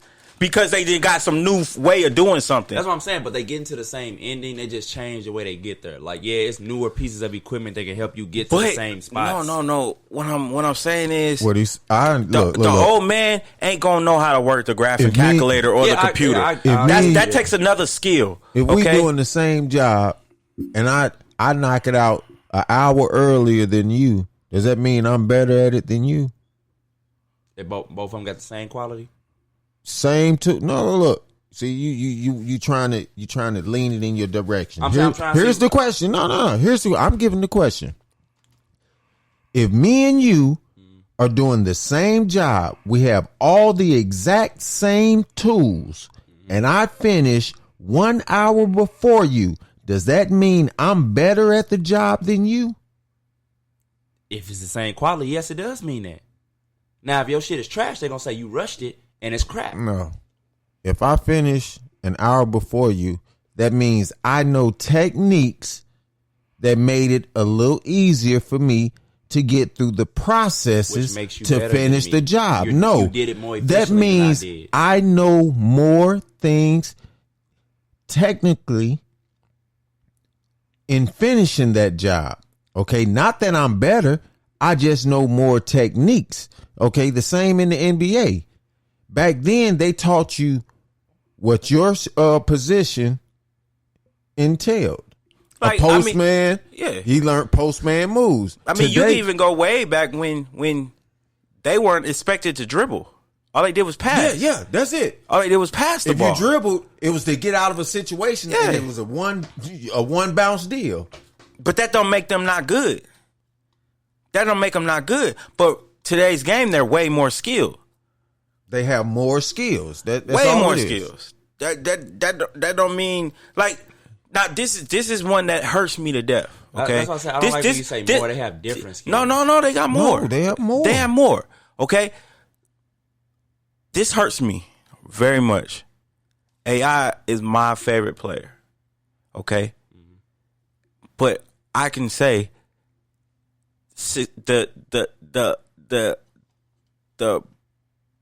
what is the start with a P when you what they say when the P person has overcame the teacher, the pupil, as in Kyrie Irving. He has more skills in dribbling than AI. He has better handles than Allen Iverson. And you shoot better too. He has more ball handles than AI. And I can say that because I can see it. I can't say that because I ain't never watched Kyrie. I know. Kyrie I know Iverson. Oh yeah, see, that's the But thing. see, Iverson, his speed was always his thing. But see, Kyrie's not as fast as AI. Mm-hmm. But his every bit as quick though. His hand eye ball reaction time is above and beyond anybody I've ever seen. Okay, so he can be dribbling and spinning, and if you reach, he has the capability of throwing the ball between his legs right when you reach, and then if somebody else reach over there, he'll throw it back behind his back. It's just the shit he be doing, and he's always looking at the basket to score. Like, it's just. And he a better. Imagine AI, but with a much tighter, cleaner handle. No. Don't say that. Don't say that. Don't say that. That's when I wouldn't. His handle is better than AI's in all aspects, bro. No, that's not true. That's like, see, you take shit too far. Oh my God. You take shit too far. Okay. In my eyes, AI was dope, bro. No. I'm not saying AI not dope now. AI had a way better, tighter handle and quicker handle. Okay. His handles was way tighter. Okay. What I'm saying is, it's not. Kyrie's hand-eye coordination is above and beyond anybody I've ever seen. His reaction time. And I know how you love players, and that's something I done heard on many player podcasts. I have not heard from no player that anybody is a better dribbler than Kyrie Irving. I didn't say, see, period. You keep going.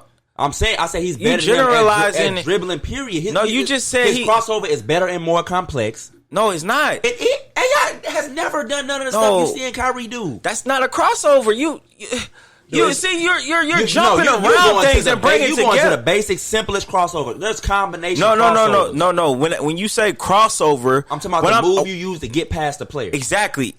Kyrie doesn't have a specific move. Kyrie's handles is everywhere. He just got good handles. AI has a dominant move that you know is finna come, and he still kills you with it. He get you every time. Kyrie doesn't have that. Jab the fuck He's just out a skilled dribbler. Can get you with about 4 or 5 different moves. Nah, see, you're not getting the analytic aspect that I'm giving you. You just want to shit on AI so bad. Shitting on AI, yeah, you just want to say Kyrie better so bad. Kyrie's a better player. No, but you just want to say he got better dribbles so bad. But you gotta. Bro, it's been multiple Hall of Fame players, people that play with AI that said Kyrie is a better I just admitted to you. Dribbling, Who's the he one is. who brought this up? Yeah. Who's the You one that did. just brought this topic I up? believe You did. I just said it hurts me to say Kyrie can dribble the ball better than AI. But you're going too far when you're saying everything about Kyrie's dribble is better than AI. You're going too far because everything isn't better. AI is faster than Kyrie. His first step is way faster.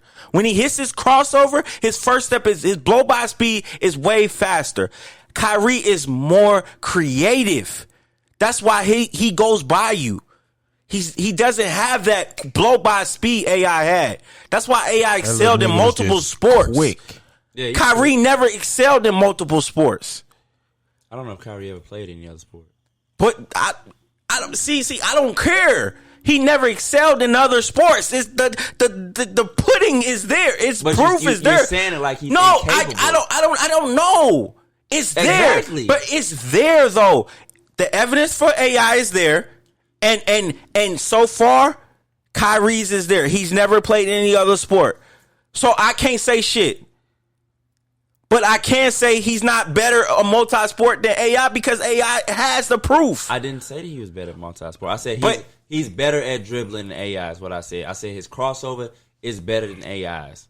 AI probably had the most iconic crossover ever, but that doesn't make it better. What is because it's Kyrie's classic. crossover? Kyrie got a bunch. He got to pull back, to pull through, both legs, both sides with both hands. The double behind the back. Bro, you naming stuff he's done to get past people. All those, That's not you making it seem like them are signatures. Or crossovers. But you're making it seem like those are his go-to. Okay, Kyrie go-to move is his pull through is when he going down the right side, he pull through, going left, and he spin around you. He do that move more than any of them. When he's going, he pulls through, bam. You try to come back and recover, and he boom, right around you. Easy layup. That's his favorite move to do. That's the move he do more than any move. Nah. When he pull back through the leg. I would say that's Jamal Crawford. That's Jamal Crawford because That may be his too. that's where what's the name said he got it from? Play for the Hawks. Who guard for the Hawks? Trae Young. That's where he said he got that from. Yeah, I'm not saying he created. I'm saying that's the move I see him do more. When he need a bucket, that's the move I see him go to. If it's a 2-pointer. But that's the move you see go to. He's not known for that, bro. Like AI is known for a crossover. If you look like it's a bit. When the crossover hit the league like that big, it was AI's name. You know it's coming. No, well, I would say Tim Hardaway's between the leg cross.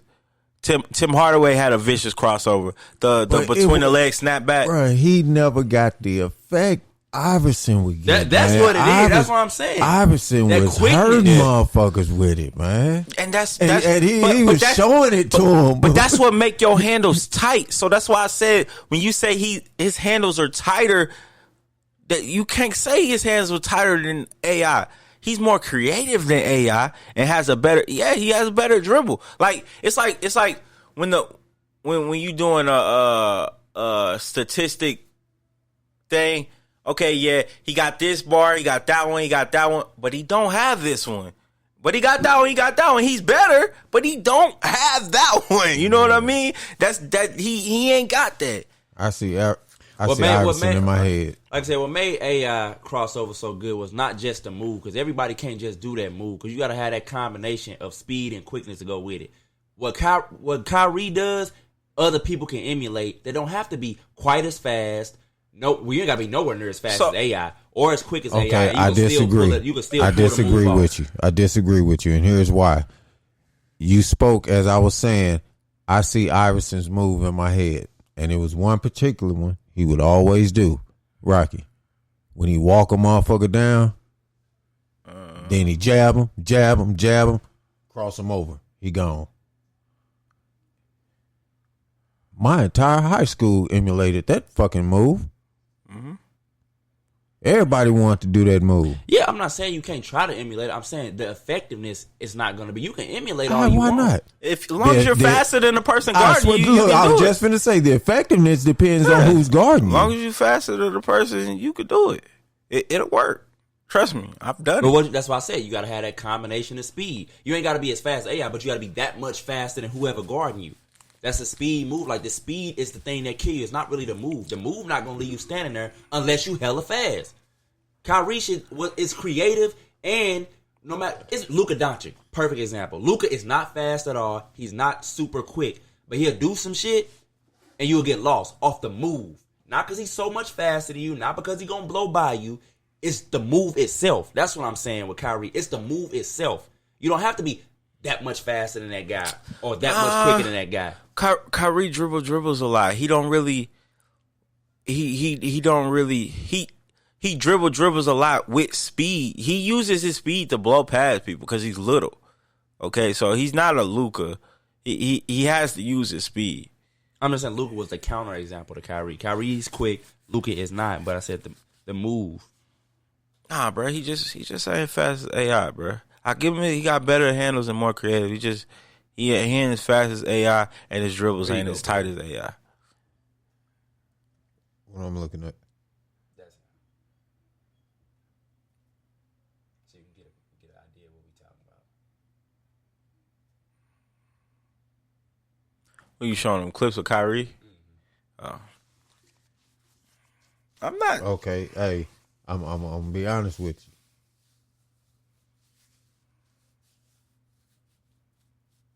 He ain't doing nothing out the way for me.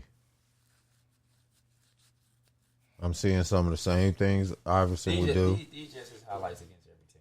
I'm just showing you who the player is. So you can get an idea of what we talking about. No, I'm looking at the play and how he moved through. You know what I'm saying? And yeah, I see what you're saying. His hand-eye coordination. Yeah. His reaction time. Iverson did have that little knack of putting his head down. He put his hand down and go. Yeah. He not going to make no adjustments or nothing. Yeah. Kyrie sometimes get caught up doing too much to where that's too many adjustments, and then he end up running into somebody or something like that. But most of the time, he always finds that open spot. And Iverson gonna finish strong. He ain't trying to whoop whoop loop de loo and all that. Yeah, he going to the hole. He love to try and dunk. Uh-huh. Yeah, I definitely give you a more rugged player, but they a different time. AI still was playing in a time where you could still put hands on cats. Yeah, he got more.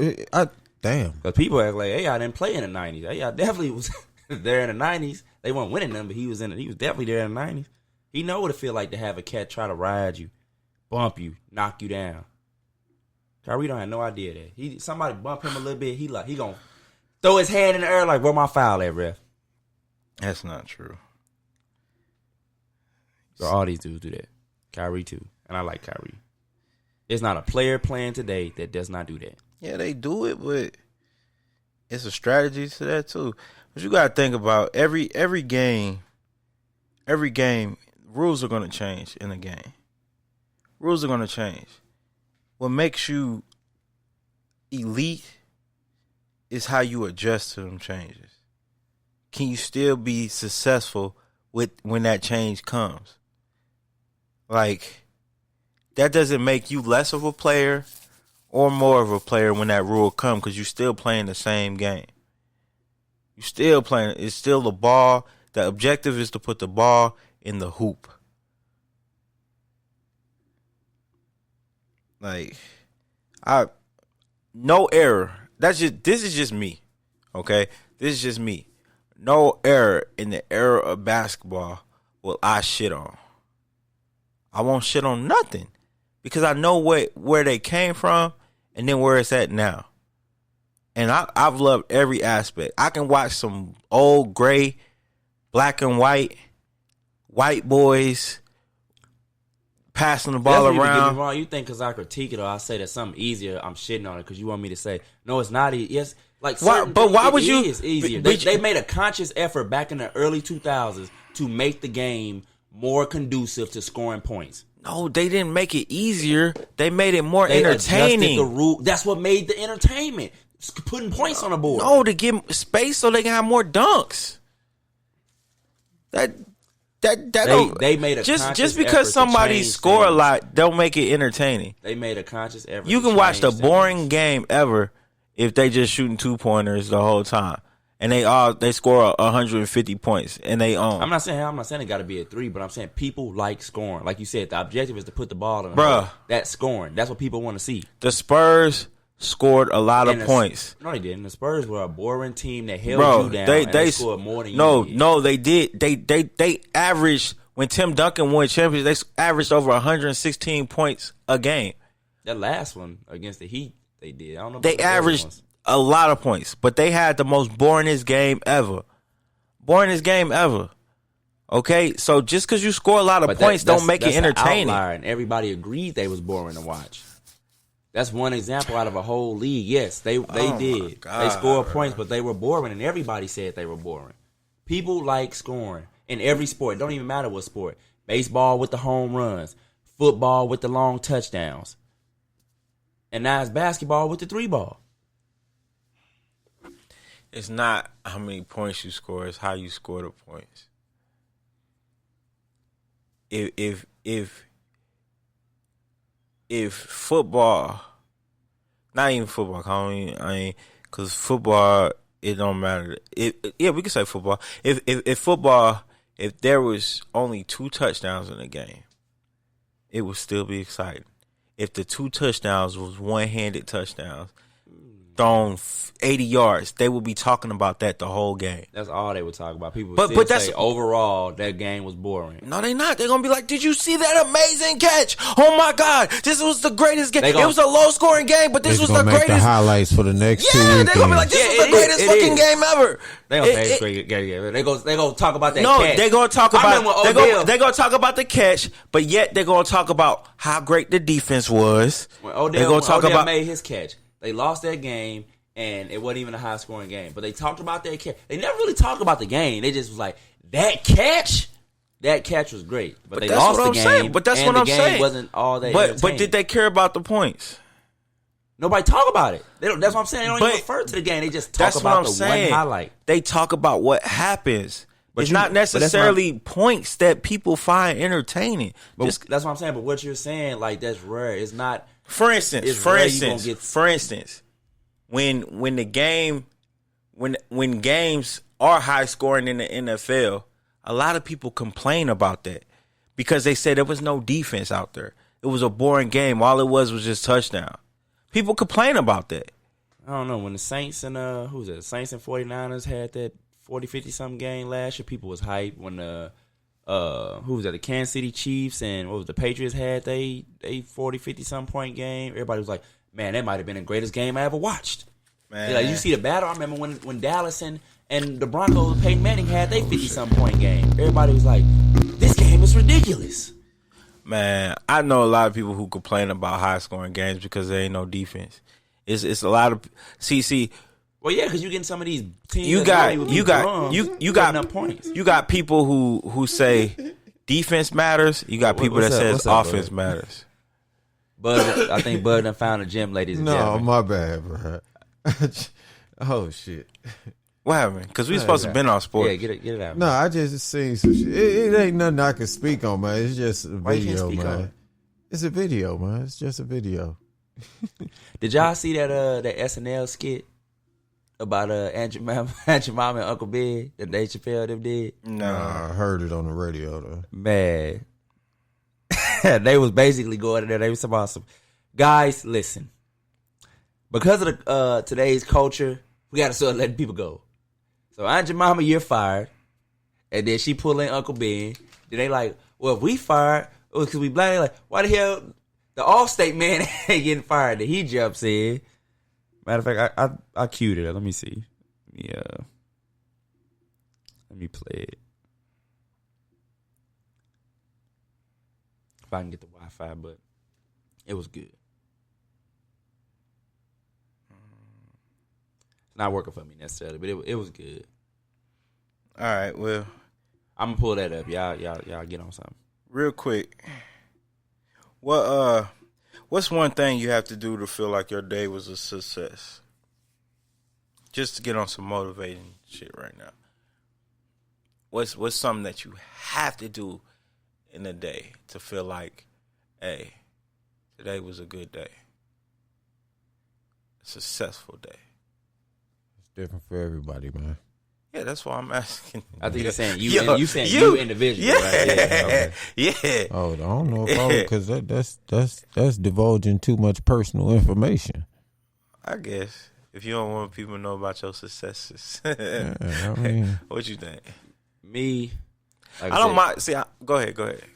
Every day I have a list going into that day of what I want to get accomplished. Either what I want to get accomplished as far as points wise at work, for that bonus check, something for the basketball team, you know what I'm saying, whatever it is. But I always have something every day that I want to get accomplished. And if I can get those things accomplished for that day, or at least if I can't, you know what I'm saying, I did what I could to get them done, and maybe it's something where I'm like, okay, that may take a little bit more time, but as long as I hit on all the things that I plan to hit on, then I feel like my life is progressing smoothly. You know what I'm saying? I don't like going in the day saying, oh, damn, a whole day done went by. I'm like, damn, I meant to do this. Damn, I meant to do that. Damn, I meant to do this. Which happens a lot to a lot of people. That's why I try to, like I said, when I put together my little mental list, like, as long as I can hit on them things, I'm like, okay, I progressed through this day. I did what I said I was going to do, no matter what it is. I would say, and that's good though. That's good though. Y'all, you should definitely line up your days like that. Something I would do, something that I do every day, that I have to do every day to feel like it was successful. Argue with Reggie about Michael Jordan and LeBron. Nah, That's number one. first one, brush my teeth. You a simple man, G. I'm very simple, bro. He said, brush my teeth. Brush my teeth. Oh man. Because I hate if I smile and I feel this grinny feeling on my teeth. I don't like that feeling. That makes me feel unsuccessful. Okay. And then I should see his face. Yeah, I hate that. Okay, and then I would say Shake your dreads in the mirror. nah. You don't do that no more. I have to. Okay. This is exactly okay. I brush my teeth. I brush my teeth. I check YouTube news to see if like Trump said something or anything in the news. oh Lord, see that'll fuck up my whole day. Well, see what that does is what that does is Trump is comedy to me. Okay, He is, man. You know what I'm saying? I don't know why nobody else see it. He pisses me off. He's like a good, to this day. Well, I ain't gonna lie. I have watched all of Roots, but I've only watched it once. You know what I'm saying? Good movie. It's a good movie. Good series. Yeah, it can't call it a movie. 'Cause that's just a long ass series. The old one or the new one? What new one? What you talking about? They got one that they made not so long That's ago. some bullshit. They had Forrest Whitaker in it. And, Then that's some bullshit. Forrest Whitaker and dude from he- Reading Rainbow, they he was, always been in it. He was what's his name? He was Kunta. No, Forrest Whitaker was He was the older Kunta the Kinte. fluter. He was the flute man. Nah. What? No, That's not Roots, bruh. it is Roots, bro. I'm telling you, it's Roots. Look, I don't know about that. if it ain't the original Roots, Roots, I only know one Roots, bro. No, it was like a 7-hour series. Yeah, this is a series as well. It's just a newer. but my series. point is, good movie that you only watch once, man, because played that Kunta type of Kinte? shit. Young cat. I can't think of the name. They had old boy in there, Antoine Fisher. Antoine Fisher. He was Kunta Bird. uncle. He came over on him with the ship. He was his uncle. Oh, okay. I forget his name, man. He played the robot. What the hell was that dude's name? He in played Michael the- Boys. He played on Star Trek, You talking about The dark, Next Generation, the black guy. the black that from He was the robot with the one eye. yeah, I know you talking one about from Bird. Yeah, you ain't seen that Lamar Burton, that's his name. Lamar. He from UK, ain't he? He from the UK. I don't That want dude to that say played that. in got the little box that played in The Next Generation. You ain't seen that new one, man. Nah, I ain't never seen no. Bro, Roots didn't entice me, bro. My mama tried to make me watch it a long time ago. And Hey, bro. I As ain't- much as you say that black the people only need part, to watch all the that only stuff, part I watched he was got his when foot cut off. Oh. when he was getting whipped and he was like, "What's your name?" Kunta. What's your name, boy? See, So man. you know why that's an iconic scene? Because that was the white man breaking the black man. No, not breaking them, man. That was during the slavery, one of the things that was traditional. Well, I ain't gonna say traditional, but one of the major things they did. No, not give them a name, bro. They strip them of all their culture. Anything from their culture. That's what I mean. Yeah. So that's what that scene signified. Yeah, that's I can't. Anytime I watch a movie that's racially, backed, motivated. Well, not motivated. That gives a theme of racial intolerance. I'm fucked up for that whole day, man. I honestly can't go around Caucasian people. I'm serious, man. It fucks with me bad, man. Yeah, so I tend to. I don't watch movies. You like look that. like that nigga that had that slave. You looking at white people, you look like a slave master. No, I question everything about them, how they move. You know what I'm saying? And I'm not a racist, man, but that shit fucks with me. Yeah, okay, all right. Back to what I was saying with Felix Successful. I watched some of what either what Trump said or somebody said about something. The first thing I like to do, I like brush my teeth, have my first laugh. I wanna wake up and have my first smile and first laugh before anything. I don't want to be mad at nothing first. All right, that's how I started off, and then I go to work. And as my day goes on, I check my stocks. If I don't check my stocks within that day, I feel like I didn't accomplish nothing. Like if I didn't make one little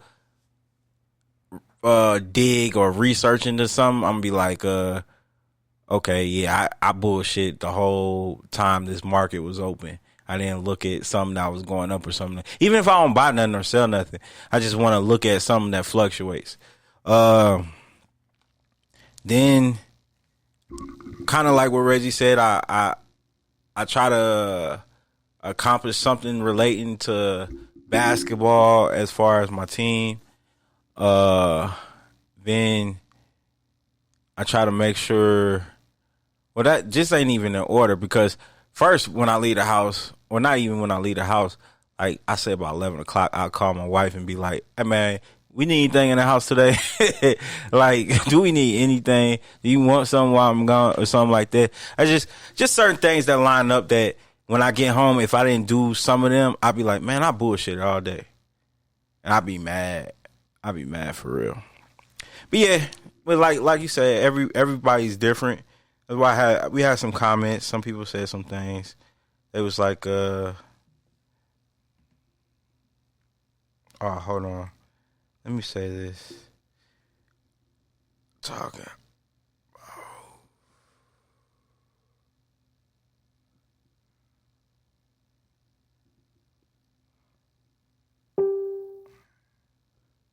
Well, I do have the video.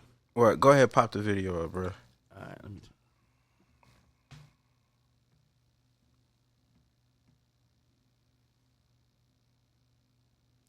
Got the spinning wheels here. Bug, how you feel about the election, man? It's our first time getting a chance to talk to you about it.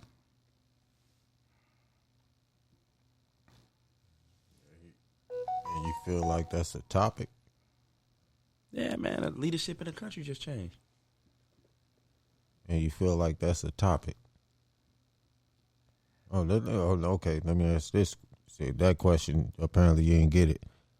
So you feel like the change in that presidency, that title, is going to change anything for you as an African American? Hey everybody! I hope you're having a good time at home watching the show. Let that question. It's been a lot of. I'll answer that after that. A lot of people have lost their jobs, and that this climate has Hold on, unfortunately pause made a it. lot of black people lose their jobs. Bruh, introduce what it is, bruh. We so far removed from what we're actually playing. Facts, yeah, facts. God damn. I assumed everybody knew what we was getting ready come to on, we listen on to. radio, Yeah. bro. This Come on. is the SNL skit that everybody been talking about on Facebook, social media, and on the Featuring radio. who? This is Dave Chappelle. Got Kenan Thompson in it. That's really the people that most people probably gonna know. And they're imitating who? They imitating Aunt Jemima, Big Ben, the All-State man, Count Chocula, and Just some corporate Count people. Chocula. Yeah, He's not black. Bro, you'll see. You'll see. That's what he said. You'll see. All right, go ahead. This next piece is about just that. It's about two black people who've lost their jobs because of this new social climate we're all trying to figure out. And sadly, these two black people may never get those jobs back. Enjoy. I'm sorry, but it's just not working out. We have to let you go. But I'm Aunt Jemima.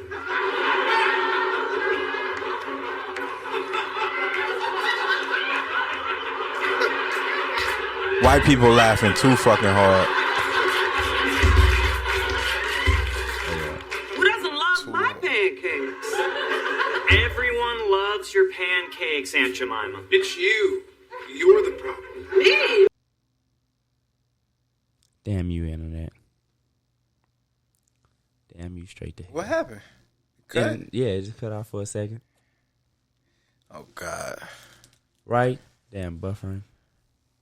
Well, We on let's so we YouTube. can move on, man. To break down the parody again, like he said, they go off of Aunt Jemima into Uncle Ben.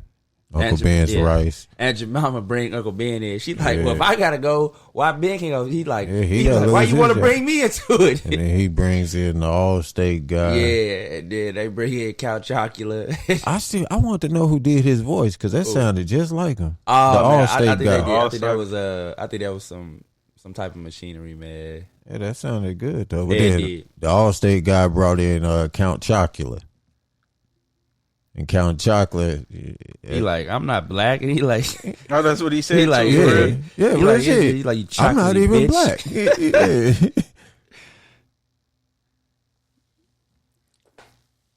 Yeah. It was pretty good, man. It was decent. I listened to it on the radio on my way to work. Yeah, everybody was talking about it. At first, I'm like, what is this about this SNL skit? Why is this steady popping up everywhere? Hey, you know what? Oh, good.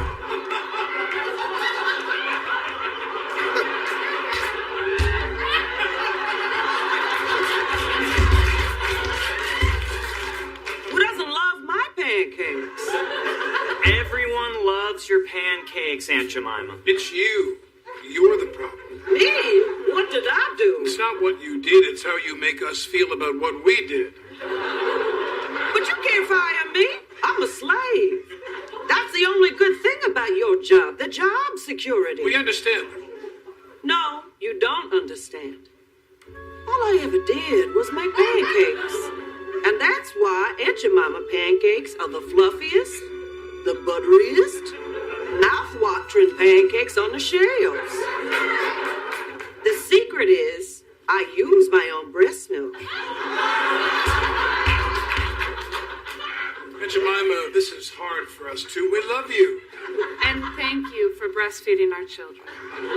It's because I'm a woman, isn't it? What about Uncle Ben?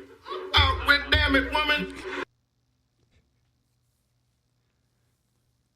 Damn it, woman. Why you got to bring me into this shit? Hey, that sounds just like an old black lady. Don't you drag me into this mess. Look, if I'm going down, you're coming with me. Actually, Uncle Ben, she's right. Yeah, we have to let you go too, for the same reason. But you can't do this to me. I'm Uncle Ben. I got so many nieces and nephews. All right, fuck it, we moving on. I ain't got the type of I patience. know brown rice, white rice, Dude sound like Bubba talking about 3 the shrimp. cheese rice. So, Drake, how you feel about the election, man? Very big election. What you mean? How I feel about it? Well, it's looking like I mean, here's what it is. Biden won. It's looking like that they also his party's also going to control the House. And depending on how Democrats? things go, they're going to Last time I looked at it, 48. So what is it? Now, the House was 15 and 196. The Senate was like 48. And then Georgia is going to be a runoff in January to see where that goes. And then I think Well, I say it is what it is, but I've heard on this side of the story, what's our friend? What was that dude's name that was on the show last time? Matt, is that his name? White guy, Trump Wolf. supporter. Wolf. Matt some Wolf or something like that. Well, he wanted to Wolfgang. He wanted to call in today. I should have him call in because he thought Trump was gonna win, and now he didn't. I wonder what what I'm saying. I want to know how you feel about it. Oh man, I got a guy Let's save at my him for job next week. that was Yeah. Woo! Bug, you want to talk about somebody that was upset? But listen to this. Attorney General William Barr has authorized federal prosecutors across the U.S. to pursue substantial allegations of voting irregularities before the 2020 presidential election is certified. So that means they trying to say it ain't done yet. No, all he did. They say they got proof though that there were irregularities that were done. Like there's proof that the voting was tampered with. That's what they're trying to say. Now, I'm saying Trump probably tampered with some shit just in case he lost. I would believe. Yeah, and it was like, hey, if we lose, we make this shit come out. Did y'all vote? Did you vote? I I voted. know you voted. You I voted? voted. Will? Yeah. I voted. Well, I definitely voted. I definitely voted. How you feel about having a woman of color as vice president? Man, people keep saying she's not black. She's black. Yes. She got black in her. Her father is Jamaican. The dude is Jamaican. Her mama is Indian. everything they do is working. What you mean? Everything who do? All right. Everything they do is working. Oh, yeah. Listen, no, I'm finna break it down for you. Go ahead. I'm finna break it all the way down for you. That presidential election, it's a ruse. Okay, it didn't matter who won. Okay, in a sense it does because Trump is a fucking idiot. But Trump was a part of the fucking plan. What? Trump was part of the plan, like making him president plan? Yeah. What would be that plan to piss off America? No. Piss off certain people because some people Trump, was happy. listen, no. Trump, they needed somebody to be the fucking idiot to take the blame, man. Look, everything was planned. Ain't none of this shit just happened. But take the blame for what? But this is what I'm saying. Nobody forced Trump to say any of the ignorant shit he said. See, I didn't say that. But you said to take the blame, like he was not at fault. You're not letting me finish. Oh, okay. All right. At the state the economy was in, okay, everything that was going on at that time when Trump won the election, okay, along with this so-called pandemic, okay, and all the little sideline shit that's been going on, all the little deals being passed, okay, Trump is a non-political person. Trump was a business person. You know how many businessmen has ran for presidency? All of them. And won. They all. A legitimate businessman. I'm talking about never touched politics. Oh, okay. You see what I'm saying? Unprecedented. Trump was a nobody and won the presidency. Because he was a celebrity. He was a celebrity. You see what I'm saying? He was like Ronald Reagan. But see, I would believe that had I not heard most of the people that voted for him narrative. They were like, from the business aspect to run the country. They kept saying that was the biggest thing. Where are we at now? Actually, we kind of. Well, we're in a pandemic now. You see my point. All this shit was planned, bruh. A lot of the rich people. Me and Reggie was talking about this earlier. A lot of the rich people are saying like Trump was better for them. That's why he was getting a lot of their votes because he got right in there and lower taxes. Under Biden, you getting a 30% increase on your taxes if you make over $400,000 a year. You getting a 30% increase. So in some aspects, I can see why a lot of the rich people were for Trump, especially the rich that want to keep getting richer. I ain't gonna lie. I'm not. Making an Look. too. That even you put up a good argument, and I'm not trying to. I'm just saying. But it doesn't persuade me. Yeah, you know what I'm saying. Oh, it didn't persuade me either. This shit happens for a reason, man. It ain't nothing gonna change. Look, every fucking election that a candidate that supposedly for us, the African American community, when they win the office, we still don't get shit out the deal. Yes, in the past that has been the truth. No, in the past it's precedent. It's factual. That's what I said. In the past, it's been the truth. Okay, so why? What would make me in my head think that since Biden and this African American woman is in office, that it's going to be different? Because a lot more conscious to politics. Not just conscious. People are holding people accountable now. It's more accountability in politics now. We ain't just putting people in place now.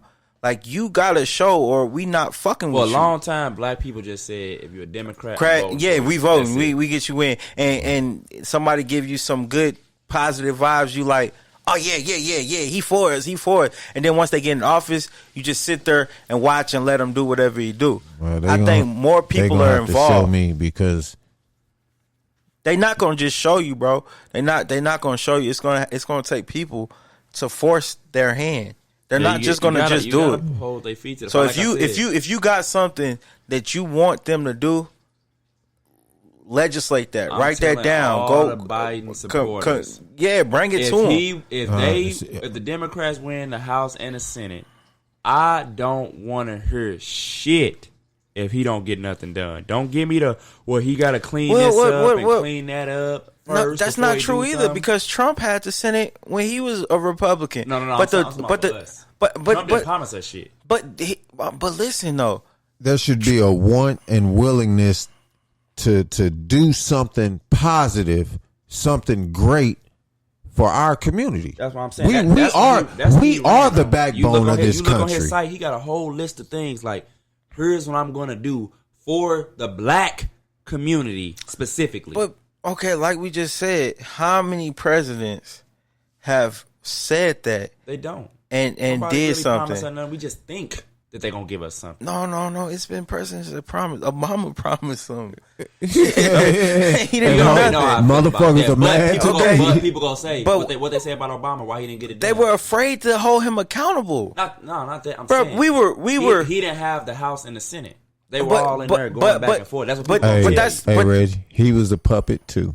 I know, but I'm just saying that's what they're going to tell you. But he tried to do some shit, but he was a puppet. That's what they're going to tell you, that he didn't have the House and the Senate. They were fighting each other. That's the issue I'm talking about, because even Trump tried to get things passed. And well, the Democrats they let him. They had the House and stuff. But Trump was in office. But that's what I'm getting. They like, gave Trump some crumbs. You telling me what I'm trying to say? You keep interrupting. Like, yes, I know that, and they denied a lot of his shit. Okay, that's always going to happen. You're going to get denied by this, because you know why? Because the Senate and Congress, they represent them rich people. Like, them rich people can't in turn be involved with the presidency, but they can be involved with the Senate and Congress, because those are on a minor sector, but they mean more. You get what I'm saying?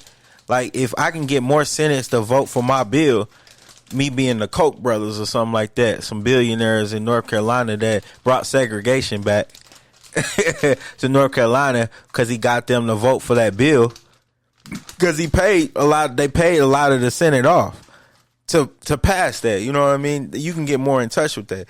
That's what I'm saying. This is going to be the first time in shit that I can remember where a president has had the House and the Senate. That doesn't mean nothing, though. That doesn't mean nothing, though, bro. You're supposed to be working on one accord. A certain amount of votes that go back that say you can't do it. That's why they block whatever they say. His party gonna have a majority of both. That's what I'm saying. Like, this is the first time this gonna happen where somebody has a majority. Their party has a majority in both houses. But listen to what I'm saying. connect everything I just said to you, bro. Okay, is people out here with money that affect the Senate. No matter you're Democrat or Republican, if they know that, hey, we need a certain amount of this votes, they gonna get a certain amount of Democrats to believe what they believe. Just like how Trump had Democrats speaking at his Republican conference. Everybody, just because they're a Democrat don't mean they gonna vote Democrat when he try to have something pass. Just because you got the majority of the House don't mean they gonna pass what you say. That's not an end all to be all. We winning, so they gonna pass my bill. That's not how it works. Hey, what's the young guy in politics, man, that won the Senate seat here in Missouri? Josh Hawley. Josh Hawley. Check this out. He was so for Missouri. He talked so positive, the things he was gonna do for Missouri. Then when he won and Trump took him under his wing, that white boy flipped. He changed. He lost his fucking mind. Money talk, boy. Trump probably told him, like, man, I can pretty much walk you to this seat when I'm gone. That motherfucker. He's actually one of the people that Trump will make a complete ass of himself run in 2024. Look, Trump will make one of them moments where he make a complete ass of himself, and Holly be right there explaining. No. He I understand. He meant this right here, and I be looking at him. Trump like, got man, a lot of them. Like, dude, man, can I just punch you in your mouth one fucking time? I promise I ain't gonna hit you hard. Trump definitely got a lot of them, man. Yeah, I ain't seen no president that incite like rage out of people the way Trump have. Like the stuff that he can get his supporters to do, it's almost cult like. No. It is a cult. Bruh, he made it. Oh man, I want to say it right, man, because everybody's saying it. He's made it okay to be openly racist. That is what Trump and his administration has done for 4 years. That's what they accomplished. Yeah, that's what they did. Now we got a new regime. But Biden and Harris. See what they do. But here's the thing. The Band-Aid is off that wound, man. You can't put a fresh Band-Aid on that. Off what wound? The president? Man, see, that's what I'm saying. See, I don't think about stuff like that. I move forward, man. No, I don't think about my old sores. But that's you. That's you. And you see what I'm saying? Yeah, that's me, and that's I'm saying that's the way a lot of Americans need to believe, and most Americans do believe. Like, let's move forward. Trump did this. Now we gotta correct what he did. Most of the leaders, I'm not gonna. I call them leaders because they're leading a certain amount of people. Doesn't mean they're leading me necessarily, but the leaders of black movements and the ones that's going to these government meetings, the one that's getting these calls, and there's one that's trying to help legislations and all that. They're saying move forward. Trump's gone now. Now it's trying to build. Now we have a person that's willing to listen to change. That doesn't necessarily mean he's going to do change, but it's a door that's open now, and it's not shut closed like, oh, I run this, like how Trump runs. That's so far left of what I was saying. I want to see what's gonna happen. That's all we can do. We respect the process. You went way over here. That ain't what I was saying. I wasn't trying to copy on what you were saying. I was just saying what we need to do is move forward. That's all I'm saying. Is we need to move forward. Trump did that. Of course. That's forward. That's the most positive narrative. But okay, yeah, but you was trying to explain an open wound that can't be. Okay, explain to me what I was saying then. I don't know what you were saying. I'm just saying you was talking about an open wound. I don't know what you were saying. You said a Band-Aid open wound. What was you saying? Okay, well, that's my point. I never got it out. So and you was way over here with it. And just give your point, man.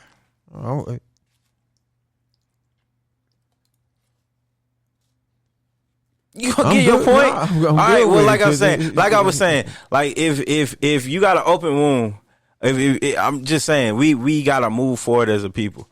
The only way we gonna get better is if no matter who's in office, we force them. We not only force them, we hold them accountable to get what the fuck we need done. Like, we can't just keep complaining about how things are. We gotta have a, what do we want? Like, why are you so pissed off at America? Why am I pissed off at America? Yeah. Why are you mad at America? What is it not? Why isn't it good for you?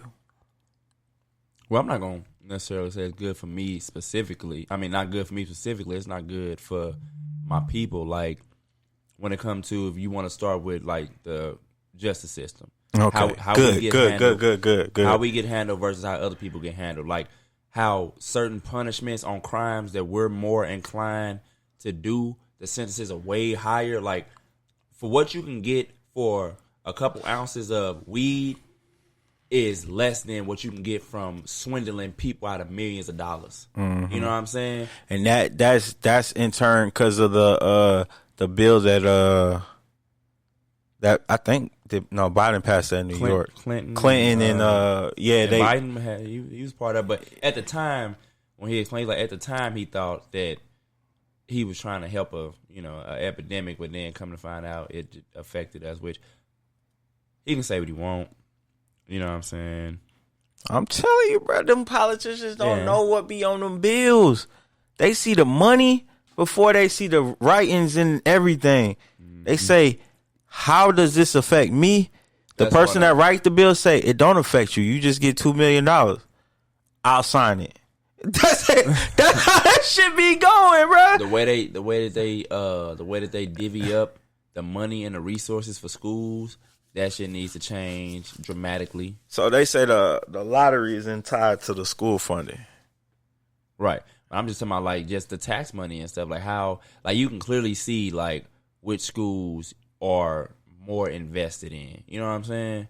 And which ones are not. Even though it's all one state, like, it should be more invested in. They try to say, well, we do it by how many people live in this area versus that area. That's some bullshit, number one. How do you think you can make a change yourself as far as the stuff that you just named? Well, justice reform, all I can do is constantly just, like I said, when I'm asked, get my opinion. You think that's all you can do? If somebody opens up. Do you really think that's all you can do? For justice reform, that's all I'm probably going to do. But how can you complain about something but don't go to the far extent to try to make a change about it? Well, I will go to a further extent over the education thing. Okay, so what are you gonna do about that? The justice reform. I told you I want to get on the school board. I'm waiting for you to get to that point. I told you I want to get on the school board. No, you told me something else. And I want to run for state rep. Exactly. That's something that will have a positive impact on your complaint instead of just doing what? Being mad about it. Exactly. That's all I'm saying is instead of being mad about how things were, be happy about how things are going to be. Yeah, I'm always looking for how can things be changed. Like me, I don't get too caught up in, okay, this happened. Because we could sit there and go back and forth and tit for tat, or who did what to who, when, for how long. But all of that's irrelevant to right now. You know what I'm saying? That's why I don't really get caught up in well, they did this to us for so many years. I understand all that, but again, but in that same light, you still can't forget about it. I'm not gonna forget, but I'm just saying it's not. That should motivate you. That's what I'm saying. To push farther in the. But every time you stop and say this shit ain't working, what should go in your head is about how they did you so wrong for so long and your people so wrong for so long. That right there should click you to say, oh, I can't stop. It's a better outcome that comes from me keep going. It's good for, like I said, you can use it as a motivation. What I hate and what I think sends us backwards is when people try to use that to guilt people into doing things, because nobody's going to feel guilty. I'm just going to be real with you. I done talked to these people. Nobody's going to feel guilty. You know what I'm saying? That yes, they don't like that it came, that it happened, but at the end of the day, they're going to be like, I didn't do it. You can say, well, people look like you did it, and all people going to say right back to you, and they should. That still don't make it me. And I'm not finna try to atone for people that look like me. You know what I'm saying? It's not my job to atone. Now, if you want to work on a solution now, fine, but don't try to guilt me. Just say you want me to help you work on a problem. But don't say, oh, you need to do this and blah, blah, blah, blah, because your ancestors, and half them people, these people don't even know. That's a relevant conversation. We need to focus on the solution. Stop worrying about the past. Stop worrying about how we got here and worry about how can we fix it going forward. Long as we get on that accord, things will be fine. But everybody get too caught up in whose fault it is, who deserves the blame, how guilty somebody should feel, who's apologizing for what, whether they have something to do with it directly or not. Listen, people saying, well, listen to this. We want them to listen to the wrong shit. Nobody want to hear about that shit. You ever watch Dragon Ball Z? Yeah, that's my stuff. Like when Goku makes the spirit bomb. He need everybody. Everybody got to put their hands up. They got to give a little bit of their life force. Everybody has to give a little something. Mm-hmm. Plants. Everything. Trees, yeah. That's the only way he could defeat whoever was in front of him. Okay? So if we have certain people that's fighting or involved in, they actually in the office of what we trying to get changed, we need to give them more light, more like, if you're not gonna go get in that office yourself, like it is not impossible for Reggie or Bug to go into the state office right now and have a complaint. Long as you do your research, you have your paperwork, your complaint, and if you don't have your paperwork, you know what the secretary gonna tell you? Nah, baby, you need this. I've literally seen it, bro. My partner, Oops, he won Ninth Ward. He won the Senate race. Okay, he won it. He's a dude with tattoos on his face, all types of shit. His neighborhood was in dire need of help. The person that was ahead of his ward, the congressman ahead of his ward, wasn't doing shit for the area. As soon as he got in, bro, he made instant change. Instant. It's a 30-year-old. Instant change. Because he was what? Motivated to make the change. That's all it takes. That's all it takes. It starts from an angry person to actually put the work in. Because what happens when all right, let's say somebody got at you, right? All right. They got at you good to where you had a problem with somebody, or even a problem with the neighbor, okay? You had a problem with the neighbor because you blowing leaves in his driveway. All right, cleaning off your shit. So he gets you back, right? And blow that shit on your side. Okay? Now, the intelligent person will be like, man, I'm just pick this shit up and stop battling this dude. But the get back person is gonna keep blowing this shit back over there. And now y'all both wasting energy and wasting time, instead of getting to the point trying to make a change of the situation. Mm-hmm. You get what I'm saying? Like, it's so much time waste trying to play get back with white people. Instead of actually... And you're never going to win. We don't have 400 years to make up right now. No, we don't. Like, I'm sorry. We don't have 400 years of money. Income. These families are rich. It's not, yeah, the ones that really profited off of that. They're rich. Bro, they're not the people that's walking around at your job. No. They're not those people. Nah, it's the people that own that land that job site is on, or the real estate that the big ass building your job is working in. But if I was to just say, fuck this. This is gonna be a political radio, and I can guarantee you we can start making change, because all we got to do is tweet this to Congress, tweet this to certain people. They're gonna be like, local podcast is talking. You know what I mean?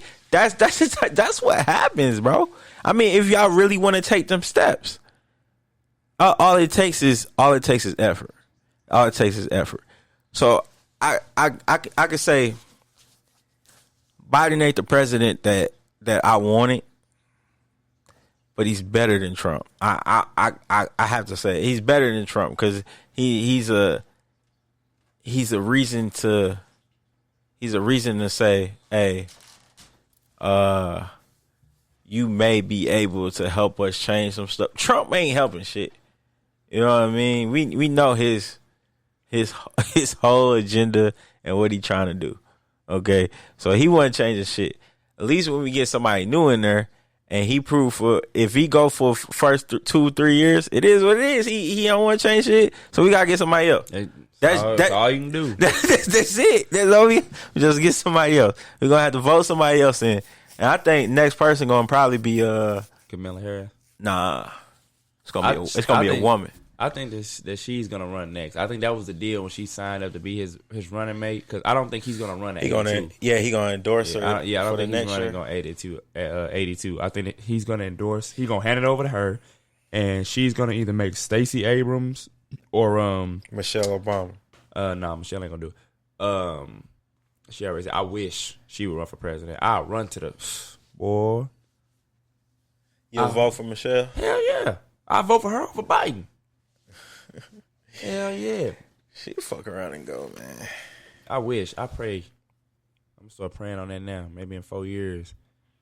I mean, it's rumors around her saying she does a podcast, right? Yeah, I seen. Yeah, that. she be talking a lot of political shit on that motherfucker. Yeah, I hope she do, bro. She understands the family dynamic. She understands the value. Then the first husband to be a former president. Yeah, that's what I'm saying. Like, Michelle understands that balance that I always preach. So, what do y'all think about the conspiracy that Michelle was a man? Look, regardless, at this point, we're not going to be able to prove it.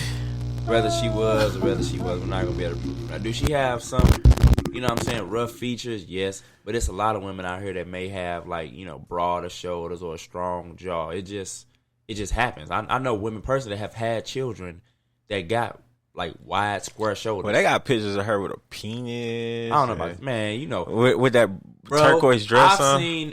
I've seen them put a whole goddamn Tupac on stage. Yeah. Like, that's how great the effects are nowadays. I know. You know what people I'm saying? don't understand Tupac that. had been dead for 20 years. Hey, I seen them put Tupac on the stage. Photoshop is amazing. So, speaking of, cause have y'all ever seen a Sinbad movie called what's that, Genie? Kazoo? I don't think I've seen that. So people are saying saying that one with called the executive or the associate or something with Whoopi Goldberg when she was pretending to be a older white man to I can't think if it was something political or just some business. Nah. So what I'm talking about is on the internet it was a conspiracy that Sinbad had a genie movie like Kazam, that he was a genie, but somebody photoshopped him in like the Kazam with the genie thing, and now like half of the world think it's a real movie. And Sinbad even said, "I never played in no genie movie." Yeah, man, I'm telling you, bro. Just like how they be doing the conspiracies about this person died and that person died, and them people really don't be dead. Yeah, the hoax. Yeah, that stuff be crazy. That shit fucked up, really. You know how many times they didn't kill Betty White? Oh my god, hella times. She got like 9 lives, man. Bro, they didn't say she died multiple times. Oh, what I want to ask y'all, or say to you, because I know you still into the music and stuff, man. How you feel about what's his name getting shot? King Von? Yeah. Oh yeah, we should talk about that. We do it now, and then we get into that question of the day. Yeah. Okay. So about that, I'm gonna be brief about it. Okay. R.I.P. King Von. I truly am sorry for him and his family, his associates, his business partners, and everybody that needed him for a source of income. because it was a lot. It was a whole project. Okay, but the man had 13 bodies. He bragged about all the time. Not to mention the people that were dying at the time that he put in songs to mock their deaths. Death, yes. And them was ones he didn't do. And it was one of them, the one that recently just died, the big dude from Chicago. I forgot his name. Duck?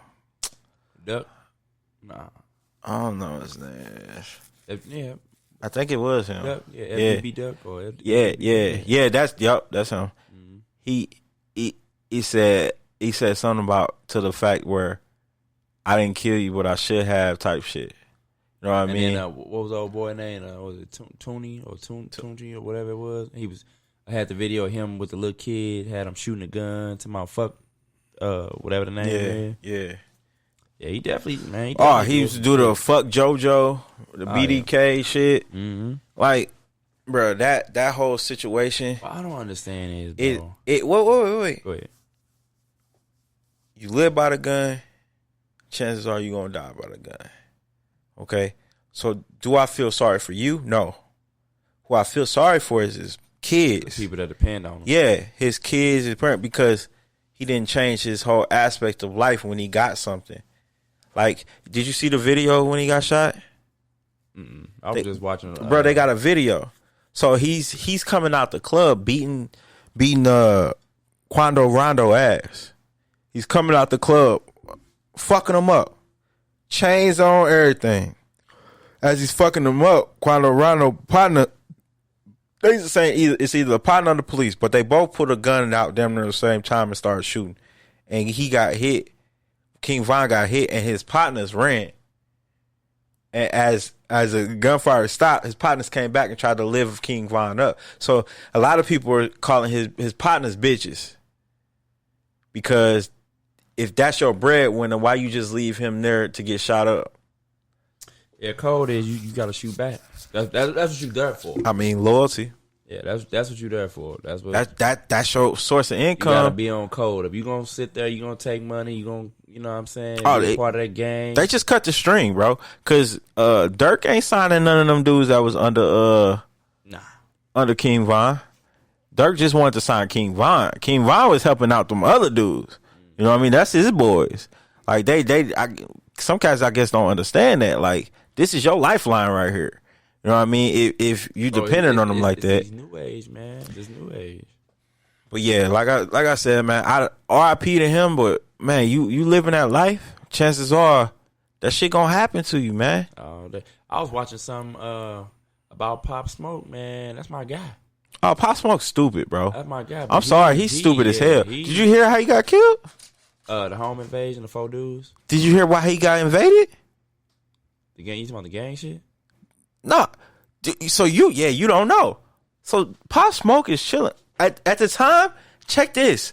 I'm on Instagram at the time. All right. So Pop Smoke goes live. He goes live. A whole bunch of money. He's in LA. Cripped out.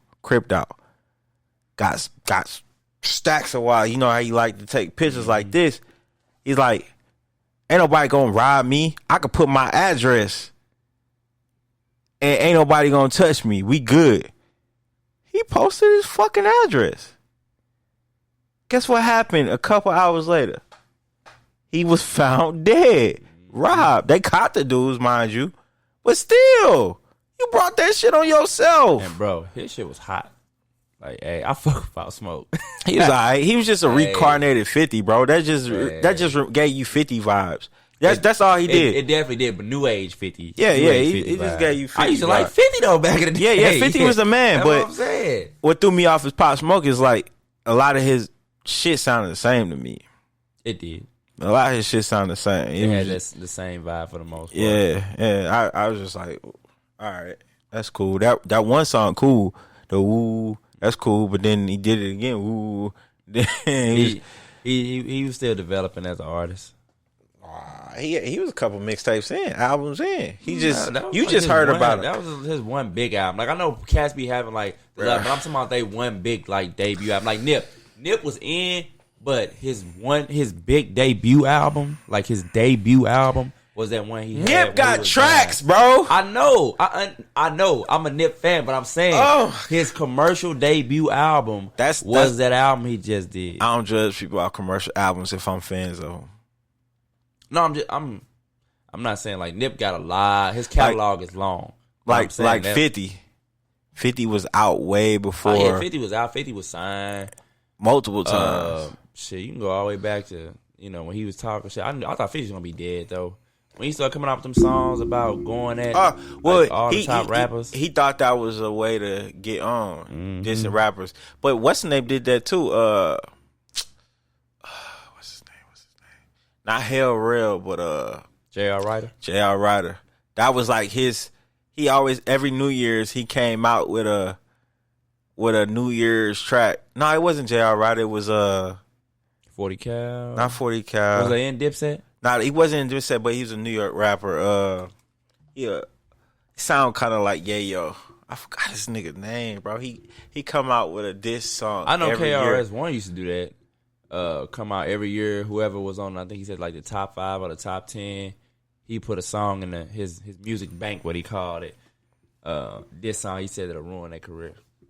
Nah, he dissed everybody. He talked about everything that happened. Like right now, he'll talk about Von got smoked and Rock. He talk about shit like that. You know what I mean? It was just sick because he talked about. I remember when Eve was in that porno and Eve. I forgot what he said. It was is it murder? Not Murder Mook. It's damn, who was that? I forgot, man. I forgot. Fuck. It'll come to you, man. It'll come to you. Fuck, what's that nigga name? Hell Real? I knew it wasn't long. He was in Dipset. Yeah, he was in Dipset. I knew it wasn't gonna be long for King Von, man. There's a couple other ones, man. I ain't gonna be surprised if it go down for him. Man, they just got to change their ways and how they move. I don't understand, bro. Why these niggas can be this deep in the shit? Why they worried about fighting with each other over the dumbest things that separate half these gangs, especially in these cities? Well, when you involved in shit like that, it's about respect, and a lot of cats act like they be getting disrespected. Like I know some rappers, man. If you don't acknowledge, even local rappers now, like in St. Louis, you go to a local show. Buck, you remember how we used to go to local shows and if you don't check in, not if you don't check in, but if you don't acknowledge them or talk to them, they'll cut your set short or shit like that. You remember when they used to do that shit? I never paid no attention for real. Well, yeah, they used to do that shit, bro. They're like, all right, you'll go to a open mic, and the host will perform first, and let's say you are at the bar and you ain't paying the host no attention, or they feel some type of way, and they'll cut your set short or just on some bullshit because you ain't pay homage to them because they think they some local celebrities. Like, terrible. It's that, but on a bigger scale. Like if you was to walk in an event and Lil Wayne was right there, I guarantee you, and you didn't acknowledge, hey, that's Lil Wayne. I mean, maybe not Lil Wayne. He might not get mad, but he gonna feel some type of way if Wiz Khalifa walk in the building and he right there and Wiz Khalifa walk right by him. That's how them superstars be feeling like, oh, he almost on the same level. He need to acknowledge me because I'm you know what I mean? That's how they be. And if it don't be acknowledged, he got beef with me. Man, if you think about it, man, all these different gangs, all these different factions of gangs, like in all these cities, why the hell, with all them and all that firepower that they have, why is it that none of these cats can seem like, why are the police still doing what they doing? You know what I'm saying? Like, why are things like this still going on? Like, if y'all that deep, y'all got that type of artillery, like, why are people just to the point where they have no fear of doing anything wrong to us, no matter who's out there, who's watching? None of that. Everybody's in cahoots. You know, crime pays, right? Yeah. One gang got to be winning for a year. and then the police will turn on that gang and build up with this gang that's building up to knock down the gang that's getting too much. That's the type of shit that be going on, man. Like, let's say in LA, the Bloods is making all the money. They locking up everything right now, and the police feel like, okay, yeah, we in their pockets, but they act like they the shit, like they just run shit. Man, it's a new little Crip gang that's trying to come up. Let's help them out. Let's take out some of these Bloods so they can come up too. You know what I mean? That's the type of shit they do, bro. they literally do that type of shit. They confrontation keeps them busy, which keeps money in their pocket because there's always a need for them. It has to happen. All right, we only got 30 minutes left. Let's get into this question of the day so we can get y'all's opinion about. Oh, real quick. Let's get this one out here. We're not gonna do all their decades. So I had 1950, 1960s, 1970s, 1980s, 1990s, 2000, 2010, 2020. Okay, let's start at 1960. So that's 1, 2, 3, 4, 5, 6, 7. I mean, we got enough to do 8. Let's do them quick. Bug, you can go first. What's some things you had to have in each of these decades? Let's do it together. Let's do it together. What's some things that you had to have in them decades? Like in 1950s, what was a requirement that you had to have? Just a fun little exercise. Like something like you talking about clothes? Anything. What was a requirement to have in 1950? What was the most important? I've never been superficial. If you were black? No, I'm not talking about material, bro. I'm not talking about material. Like what? Like in the 1950s, you had to have jeans with cuffs. Well, not just clothes. Okay. So what would I say in the 1950s that you had to have? You had to have I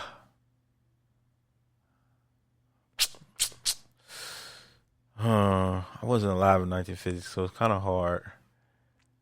I would say you had to have Chuck Taylors. You had to have a strong religious opinion in the 1950s. Oh, you mean like, okay, culturally, okay, society.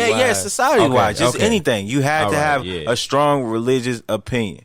Okay, like you had to have values back then. Yeah, you had to have values in the 1950s.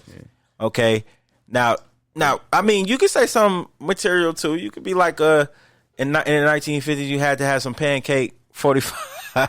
You had to have jeans with cuffs in them. In a perm.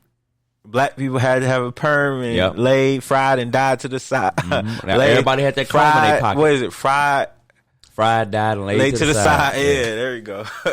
Everybody had that comb in their pocket too. All right, what about 1960s? You still had to have strong morals and values. And if you was doing anything as far as like cheating or being about, you had to keep that under wraps, because if people find out about it, they looked at you different. Even if they was your friends, they looked at you different because to them, they couldn't associate with you. Yeah. Oh no. Yeah. You was disgraced. Yeah. Okay. What you think about Bug? Same thing. I'm all confused on the question, and it's like I can't even relate, man. I don't know. All right. Okay. 1970s. You had to have the Jackson 5 record. or afro. Or a Cadillac. Yeah. That was like shit, you can take that all the way back to the 50s. Cadillac, you had to have a Cadillac. When was the Motown popping? 50s, 60s. Oh, yeah. So it was like, if you ain't had a Cadillac, you wasn't a made man. Hey, you had that Cadillac and that perm. I said the 70s. We in the 70s, right? Yeah, we didn't say Afro. I was just gonna say that. Afro was a hey man, why you ain't got no afro? Afro and the bell bottom pants. The what else, but you that's back in your era, ain't it, bud? What y'all used to have going on back then? What's something that you had to go comp when you was coming up? Back in the 70s.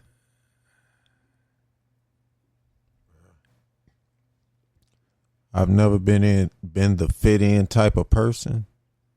So the popular, I mean, what we talking about? Stuff I would see on TV or what? Just stuff that what was popular that then. day. That's something that all the kids was like, "Hey, you gotta get that. If you don't get it, you ain't." No, man, I'm from the hood. I'm from the ghetto, man. I don't know shit. That bread with a new football. I don't know shit. Okay. Still Chuck Taylor's. Yeah. I've never in my life been about what's popping and all that shit. What's popular? What everybody else got. We're not talking about you personally. You were around at the time. You don't know what what was just pop culture back then. What was popular? What was back the then? popular thing? Because I know our cousins was in, like Nikki and Steve. They were into. Hey, I know Nikki was. I know Nikki was. She gold tooth. That's like asking me what's the popular thing today. That we're gonna get to that, and I wouldn't be able to tell you because I don't. What's something that you have to have today? We ain't there yet. No, you got to have a job in all the eras. You're not understanding what I'm saying. We can debate this all day. I don't keep up with the trends, so I don't know what's popular. Well, actually, I don't you know do. Wait till we get to the 2020s and not 2000, and I'll tell you what you have to have. Right. Okay. Are we in the 80s now? Yeah, we in the 80s. You had to have a pair of Michael Jordans, a pair of J's. Yeah, you had to have a pair of J's. That's iffy. J's. Bro, when them J's drops. Some people like the Ewings. Oh man, it was the J's. I can tell you this: in New York, you wouldn't get caught you had dead. To have Adidas. You wouldn't get caught dead in no J's Jordans or Converse. In New York, you wouldn't get caught dead in no J's. Everybody had Ewings. Everybody had Patrick Ewings. No J's, bro. They ain't fuck with Jordan, bro. I'm telling you, they ain't fuck with Jordan. They ain't fuck with Jordan, bro. Jordan made it popping out to go off in the garden. Okay, what else in the 80s? Small afro. Yeah, it did get smaller. Small afro. Tight jeans. Leather. No, hammer pants. Was tight. Hammer pants. It wasn't always tight. It was big. It got big and baggy kind of in the 80s. If you didn't wear the hammer pants, then you had on the tight jeans and the big top. Real cover. And you had on the sweatshirt and the hat, or you had on the button down plaid shirt if you in Cali. You know what I'm saying? A color TV. Yep. Yeah, they were starting to get it going. That was something that a lot of people felt they had to have. Okay, the 90s. The people with the money tried to get them a little computer. The 90s. That's when the computer came. Yeah, the computer was very popular then. You had to have a computer. You had to, everybody was trying to get the in-home game system coming out the arcades. Yes. Well, no, 80s, the Atari. Yeah. The Atari was a requirement of the kid. But like when Nintendo came out. Yeah. Oh, you talking about a wave. Yeah. Jesus. Yeah. In-home computer. Remember that old big-ass box computer? The tower. Yeah. Oh, my God. You got the tall tower. You had to literally have a whole desk set up to have all that shit. Like, them motherfuckers. That was back when you had the AOL disc. They gave you internet. You had to put the disc in there. No. We could go before that. Before the internet. The big ass floppy disc, the Blu-ray, Blu-ray. You remember in school they used to have a big ass Blu-ray look like a record. Yeah. Okay, the 90s. Rap music. You had to have a tape player. Tape player, boombox. Boombox. Starter. Yep. Starter was the shit. Cross colors. Yep. Wild color, real vibrant. Yeah, colors. yeah. It was bright. It was a bright color. And if you was a girl, you had to have the baggy pants, but the tight shirt. We can just say sports gear was very popular in the 90s. Very popular. Like jerseys. Yeah, jersey, baseball jerseys, hockey jerseys, basketball jerseys. All them was popular. 2000. Very popular. Well, even in the early 90s, it was kind of, you had to have, but 2000s, cell phone. You got to have a cell phone. That was then. 2000s was what? Cell phone. You had to have jewelry. Everybody wanted the fat ass. I wouldn't say you had to have jewelry. Everybody wanted the fat ass we can AI earrings. go back to the 80s. We forgot gold teeth. Yeah. The 80s and is when 90s. Well, the 80s is really where it started because my mom even had a slug. Like, when she get that 70s, 80s, bud? When you get yours? I got mine in 97. Oh, so it can go in the 90s. Yeah, Okay. I'm saying 80s and 90s. Okay, The so old teeth was on. And mine wasn't no fad thing. What was yours? why didn't you just get a white cap then? Because it was offered to me and it was free. They wouldn't do the white for free? Nah, the white cost. I think that's the highest one. So the gold is cheaper? Yeah, the metal is always cheaper. Yeah, I didn't know that. I didn't know that. I don't do fad because I like to be different.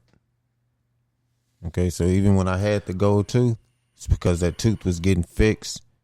And he found out I was from East St. Louis, and he knew a lot of people in East St. Louis had gold That's teeth. fucked up. And so he asked me would it's fucked up. He asked me would I like a gold tooth. I said, how much is it? I said, oh no, it wouldn't cost you nothing. I was in the Army at the time. I said, sure, why not? And so I got a gold tooth. He's a white man. Actually, he wasn't. He was black. No, I think he was Indian. He was an Indian dude, but he knew about East St. Louis and gold teeth. He was a hip ass dude. That's fucked up. I'd be like, white, bro, the white costs the most because that's what look like your natural teeth color. Oh, so it costs more to look right. Yeah, exactly. That's fucked up. Exactly. That's exactly how it is. That's fucked up. All right, so you can say the 90s kind of go to, but all right, 2000s you got a CD player. Flat screens kind of came. Yeah, but you know what started to get popular? The MP3 players as the iPods. Yep. iPods. Those was MP3, real. MP3 and Yeah. Those was fine. I had a little MP3 player. Yeah, those were definitely a requirement. A Facebook account. Well, the Facebook back then was still MySpace. That was MySpace. Early 2000s. Yeah, it was. MySpace. Black Planet. Say Black Planet and MySpace. I was too old for Bebo. Oh, you too old That for was your Bebo? generation. Yeah, okay.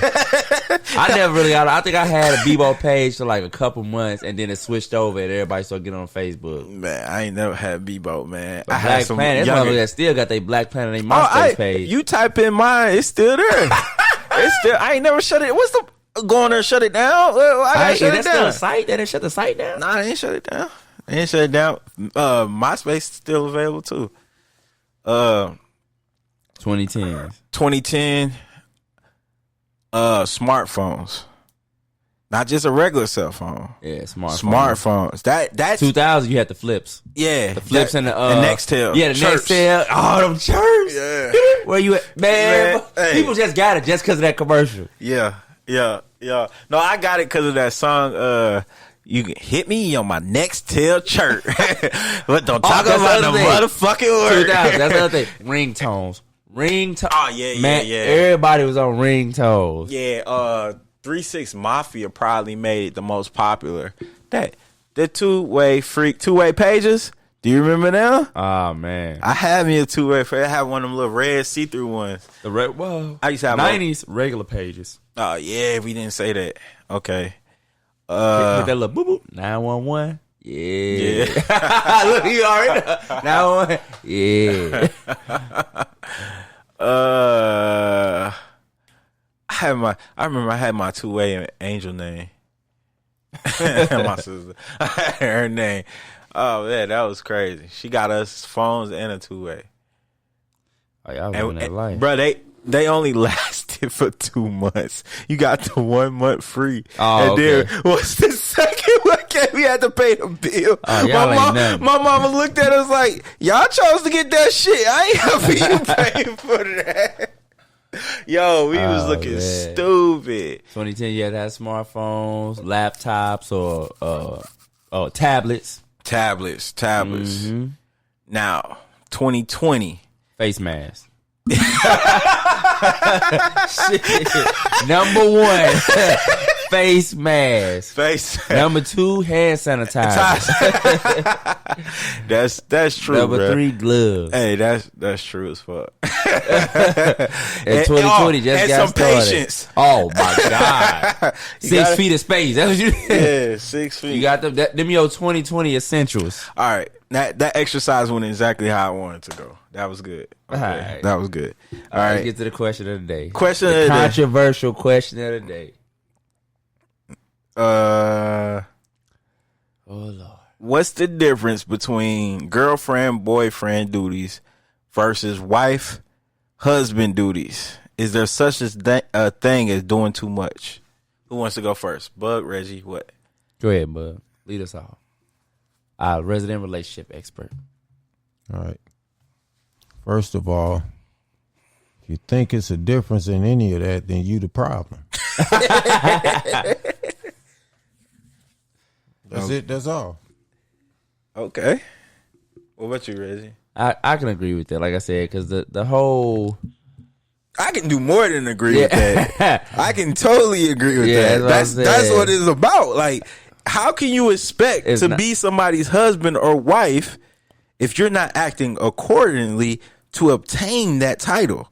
Mm-hmm. Like, you cannot go in saying, I ain't doing shit, but you gonna make me your wife, and then I do it. And then I do it. That's not gonna get you the ring. What they say? You prepare for the job you want, not the job you have. Yeah, like how does that work? Like all this bullshit. Because first of all, you tell somebody, "Oh, we talking," okay. Then 2 weeks later, we dating. Okay. Then a month later, we go together. Okay.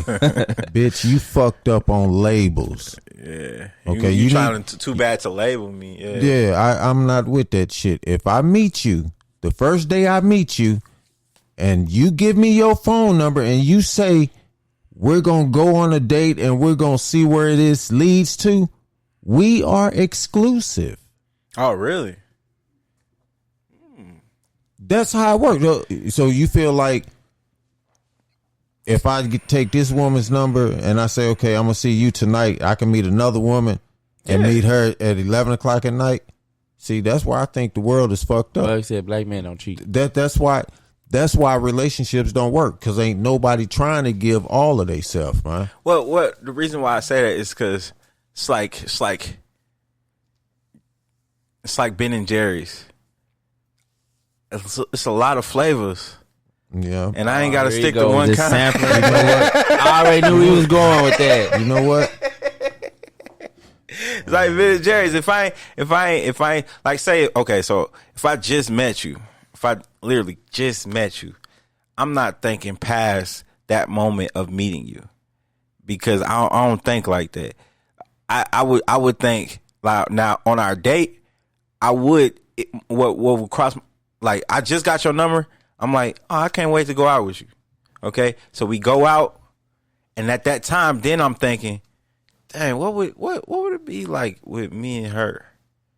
But I still, it's like I can't put all my eggs in one basket. You know what I mean? Just with this girl and hoping it works out. If I come up with another opportunity and I meet another girl, you say that's exclusive, but I'm not exclusive with her. I don't feel I'm exclusive with her yet until we like have sex or. Okay, so in that sense, if you get a girl's number and y'all gonna have a date, you know, and she gonna meet you at 9 o'clock, but then you see her at 9:30, and she hugged up rapping with some other dude. That's why I'm glad I got the other girl number.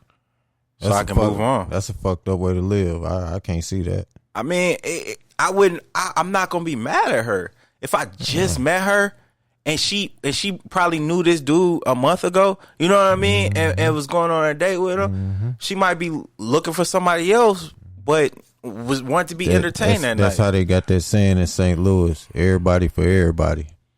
Oh, yeah. Everybody dating everybody. Everybody talking to everybody. But how do you meet the right one? I take my time, bro. But how can you take your time if you're not selecting your different options? I don't select my different options while I'm focusing on one.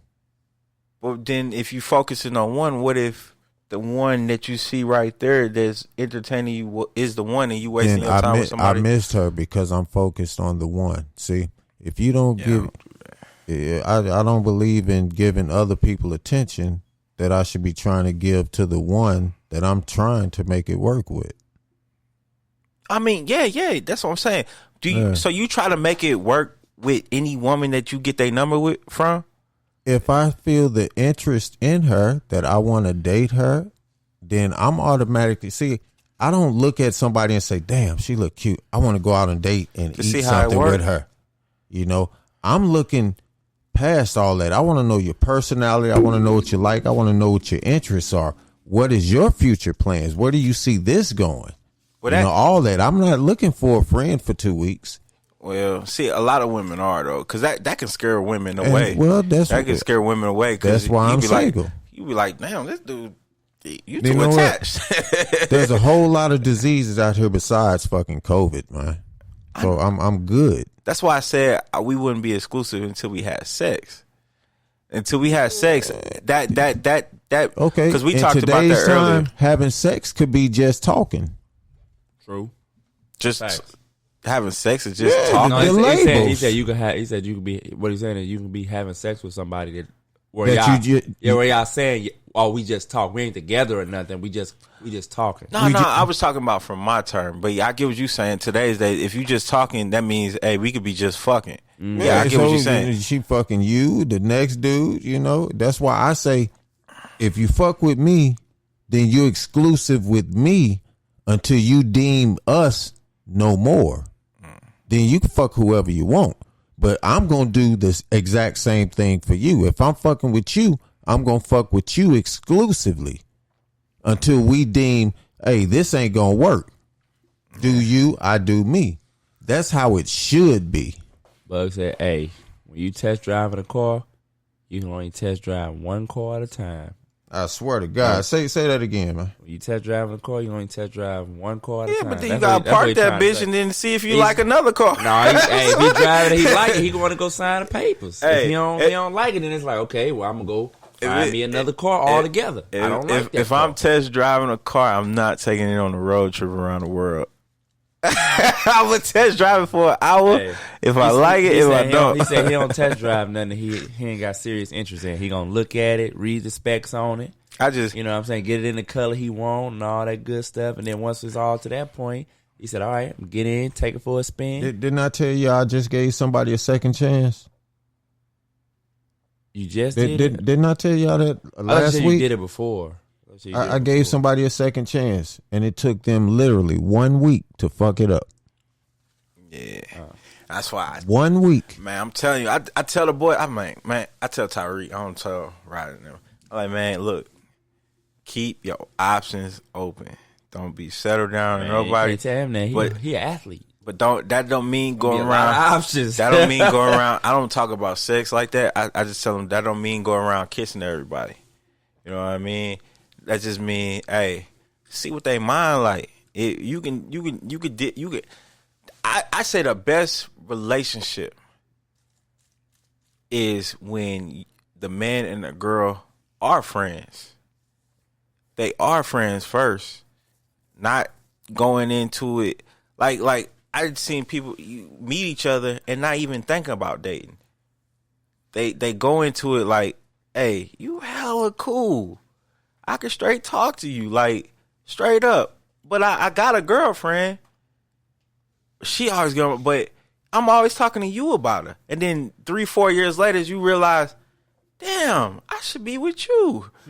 Like, I'd rather be with you. You the one I talk to all the time. But I'm steady over here dating somebody else and all this other stuff. You know what I mean? So, I don't know. Sometimes I can say some of my best relationships, I was friends with that person first. Like me and my wife have gained friendship, which has made our relationship a lot better. Like we're looking at it not just as you're my wife and I'm your husband. Nah, it's you are my best friend and I'm your best friend. We can talk to each other about anything. Like that's how I think. Like when you get into a relationship, to make the relationship easier, that foundation should be set first. Where we are such good friends to where it's not just a relationship ain't just a relationship. It's a friendship and a relationship. And I understand, and I think, like I said, I think he was just saying that. No, I get what he's saying. Yeah. I get what he's saying. I'm just talking about what it general. is. Yeah. I get what he's saying because I can understand that you want. I don't think it's you a wanted difference to work between with somebody. girlfriend duties and wife duties. I feel like if not, okay. Now let me take this back. I feel like if you're a girlfriend and you live with whoever or they live with you, if y'all are dwelling under the same roof, there's no difference in girlfriend duties and because y'all living together. So the things you skipped a step. That's what I'm saying. Yeah, that's on you. The things that you don't skip the step if you ain't want to be the wife. Don't move in. The things that you saying that you do, or I cook, or I clean, and stuff like that. If y'all went together and you was still in your own place or wherever you was living, you're not gonna cook, you're not gonna clean. So, cause you do it for me, that makes it better. But even if you want to live with me, you'll be living somewhere, and you telling me that you're only cooking for you the whole time that you're there. If you cooking for say your parents or a roommate or whatever, it's the same thing. But I think people just say to themselves like, well, shit, if we together and I do anything for you, regardless if I would be doing it already, regardless of you. But if I do it for you, then this is what I need, or I'm doing too much. So is there a doing too much though? I don't think so, because I think the roles. I think, like I said, if you're a living girlfriend, you just like a wife. What if? All right. So as soon as you become a girlfriend, you need to be doing wife duties. As soon as you become a boyfriend, you need to be doing husband duties. If y'all living together, yeah. No, everybody don't go through that step like that.